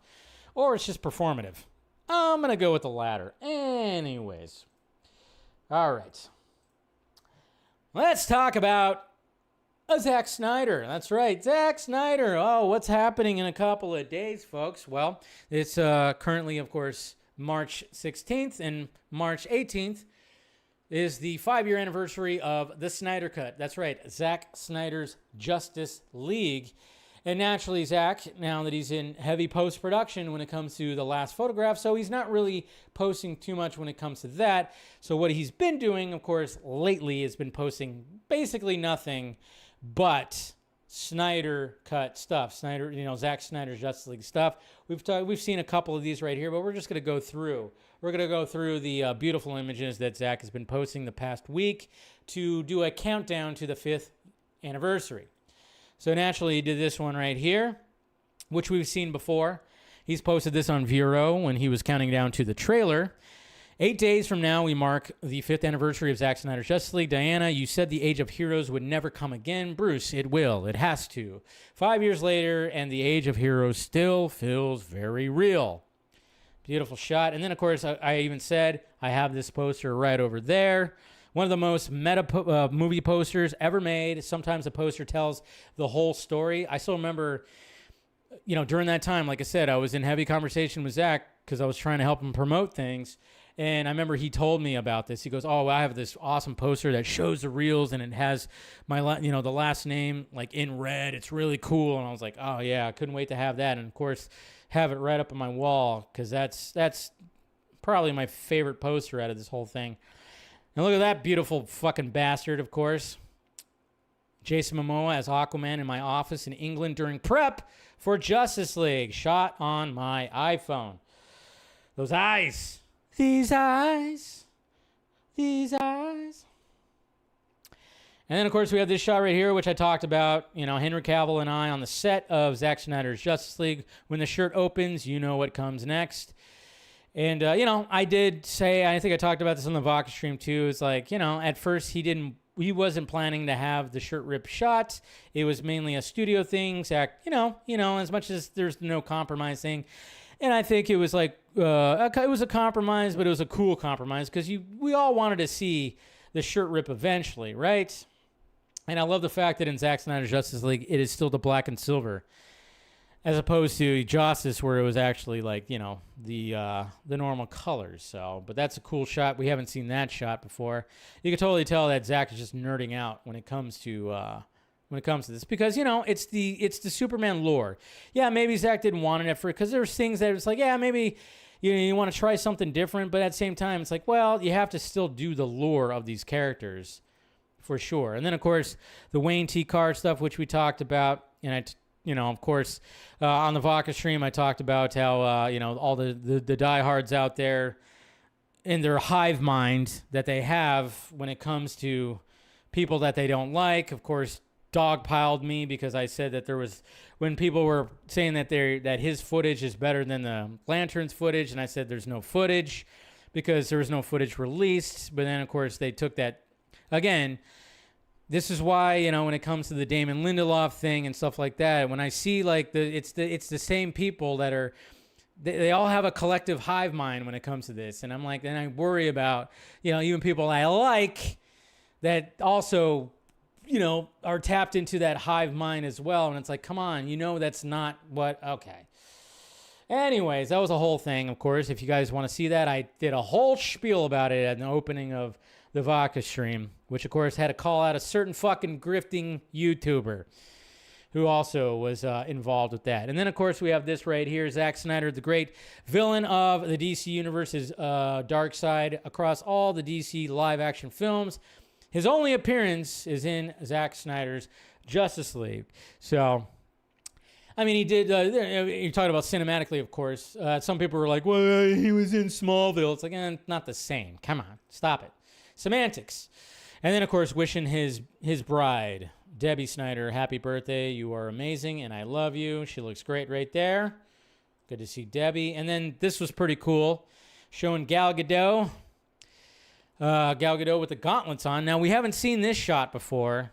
Never seen this shot before. We've seen the shot of her wearing the cowl, which she looked cute as all hell when she put that on. But we've never seen her, we didn't know that she actually posed with the gauntlets on, which I thought really cool.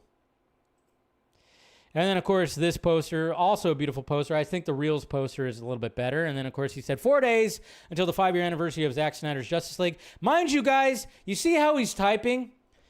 That's the key. 4 days until the anniversary of Zack Snyder's Justice League, a film powered by fans, faith, and a little hallelujah. I don't know if you guys are like looking at the way that, the captions are. Does it sound like he's... okay. And then, of course, we have this shot right here. He's really good at these back shots. We know that Zack, one of his signature shots in his movies is the back shots of the character in center frame, looking out upon either madness or something crazy. So we love this. A moment of myth, each member of the Justice League facing the burden of responsibility with honor, captured in the 1431. They stand like figures in myth, looking toward what comes next. So that's pretty freaking awesome. Back shots? Yeah. Back shots. Like in their backs. Their back. Isn't that what we call that? Did I say it wrong? Like what kind of shots? Back shots. Like the back of... Oh, well, I'm not talking about their butts. Is that what we're getting at here? I was like, wait, what? I'm like, yeah, the back of the character. And I don't know. I mean, if Zack were to direct a Nightwing movie, let's face it, if you know, you know. If you know.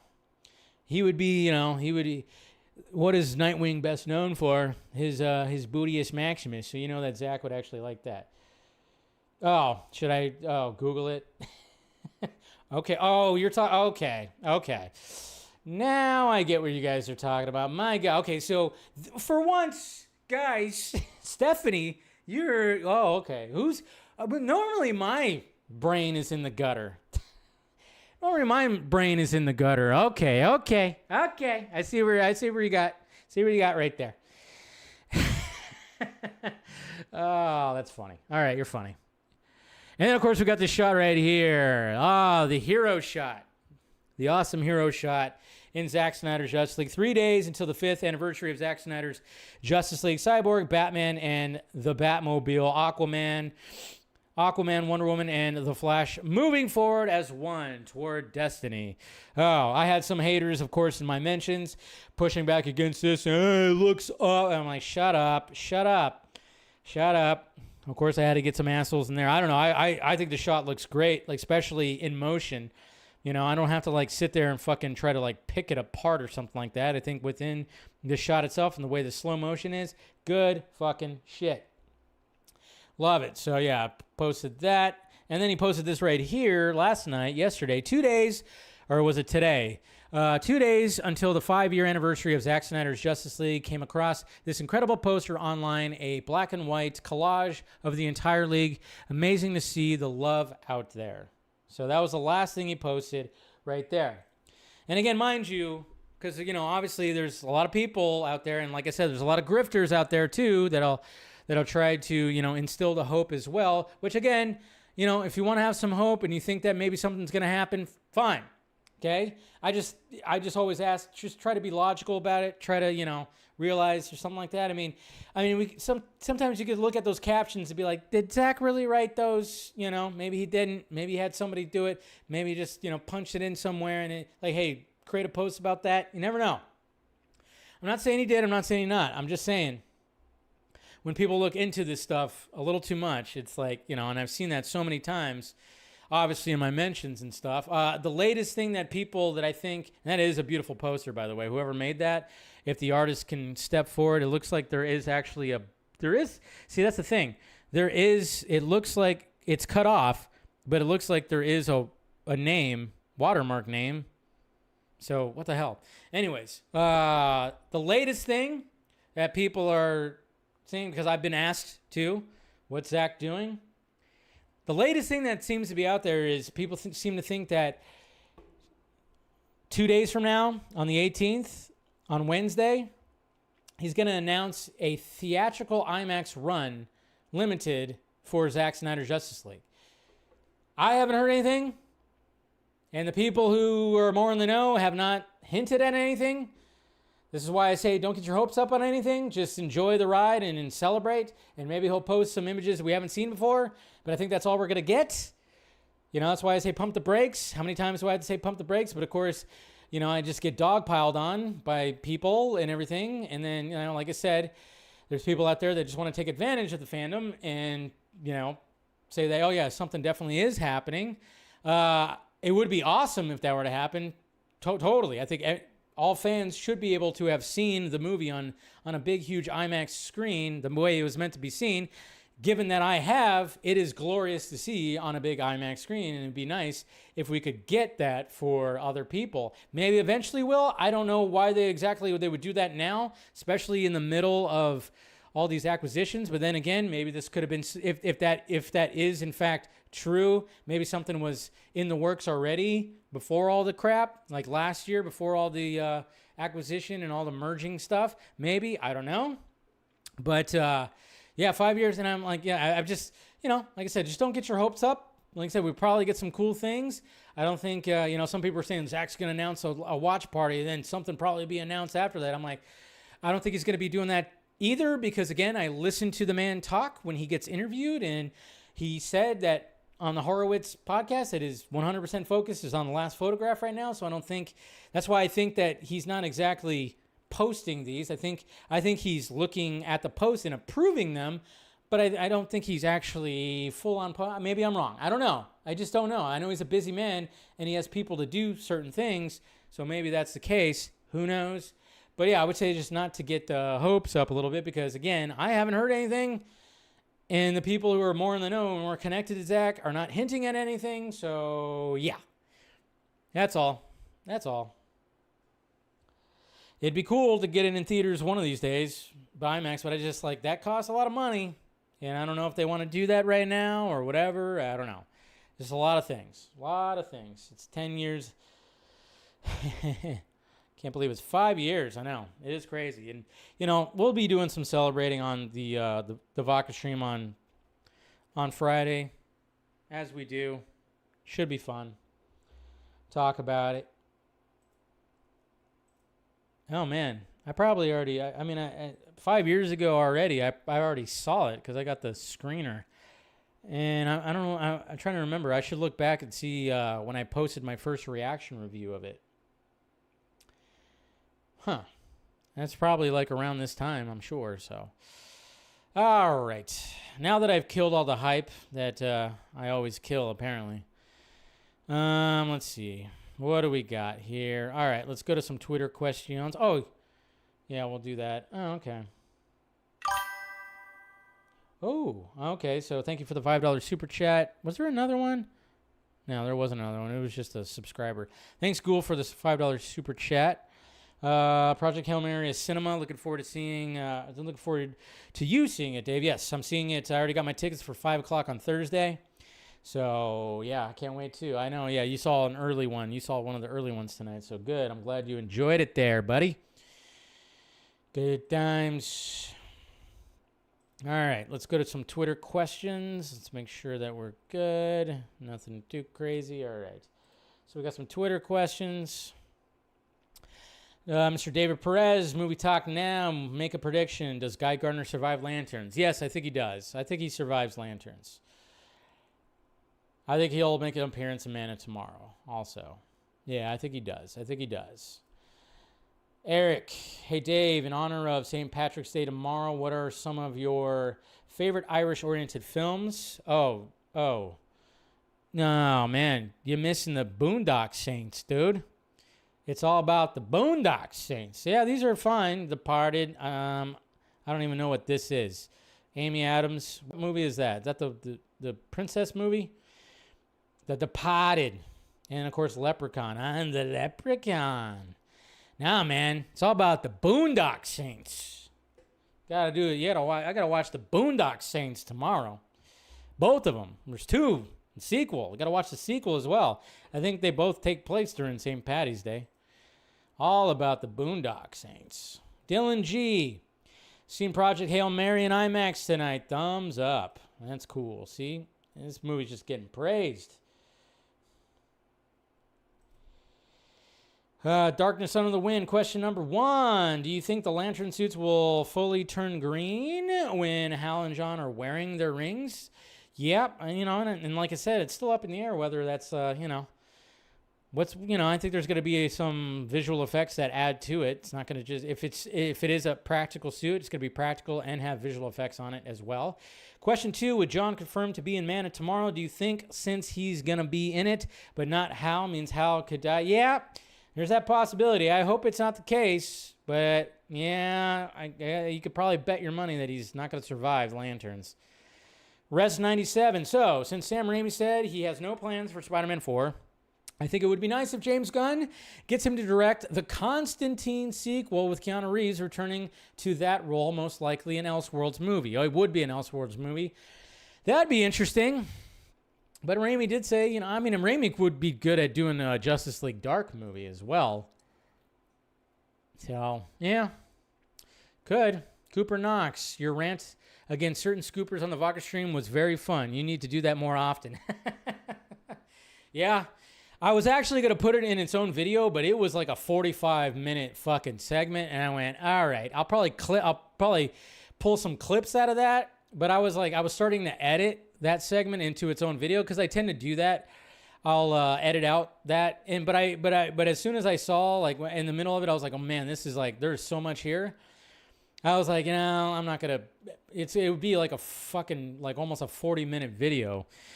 But I might just, like, pull some clips out of that, and maybe I'll, shorten like certain spots of it or something like that. I might and post throughout the week. But yeah, it was fun. It was fun pushing back against, that one guy.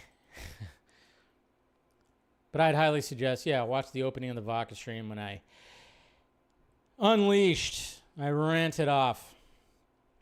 Devon Wooter, hey, Dave, I don't understand why Grant Morrison is complaining about the Lantern trailer. Well, like I said, I think he was more complaining about Damon Lindelof. Tiana Taylor, she got pushed for a guard. Oh yeah, she got pushed or something, shoved. There was some commotion when it came to that. From the Oscars, yeah, something happened with that. But I guess it got all handled and everything's all good. I hope she's okay. Yeah, she seems to be. She released a statement. I watched Havoc on Netflix, the director who did the Raid movies. Yeah, I still haven't seen that yet with Tom Hardy. I still got to watch that. Do you have a favorite scene from the movie? No, I haven't seen it yet. It's on my list of things to watch.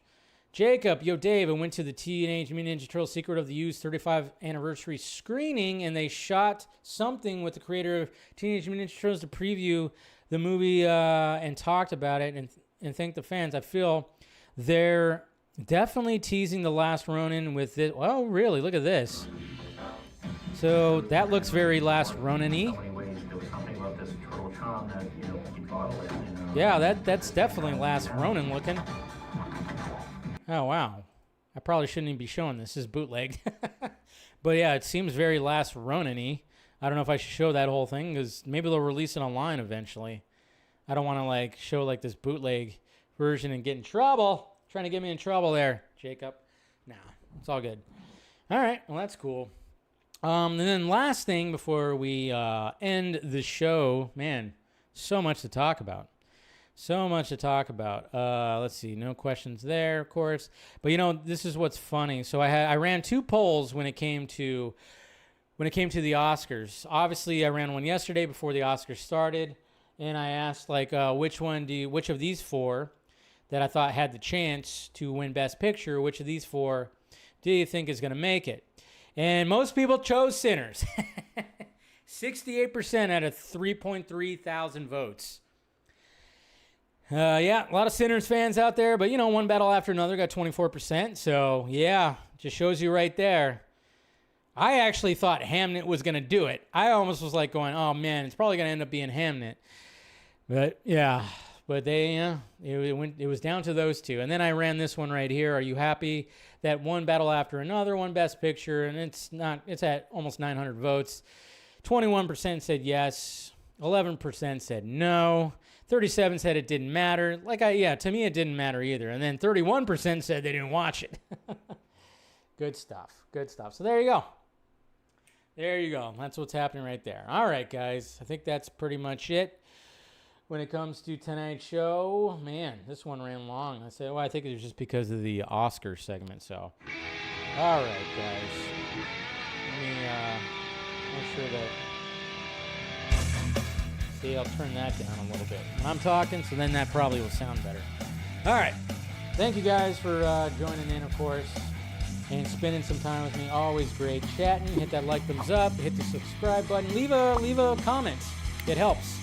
Leave a comment. Say, hey, you did a fantastic job, or hey, you talk too much, or whatever the hell. Do all that. But, yeah, it would be nice if you do that. Hit that notification bell when you do that. Have a good rest of your Monday. Patreon, of course, if you want to do that. I forgot to announce the executive producer for Patreon. I apologize. Like I said, lack of sleep. So we'll just say Jason McKenzie is again. Jason McKenzie, always helping out the pirate ship. So we'll just have him do it again. I'll have somebody new next week for sure. I just forgot to get around to it because, like I said, lack of sleep. I will have my post show up on Patreon, so look forward to that. You guys have a good Tuesday, and I'll see you for the members only from Junkee Live on Wednesday. And appreciate you guys. Love ya. Talk to you later.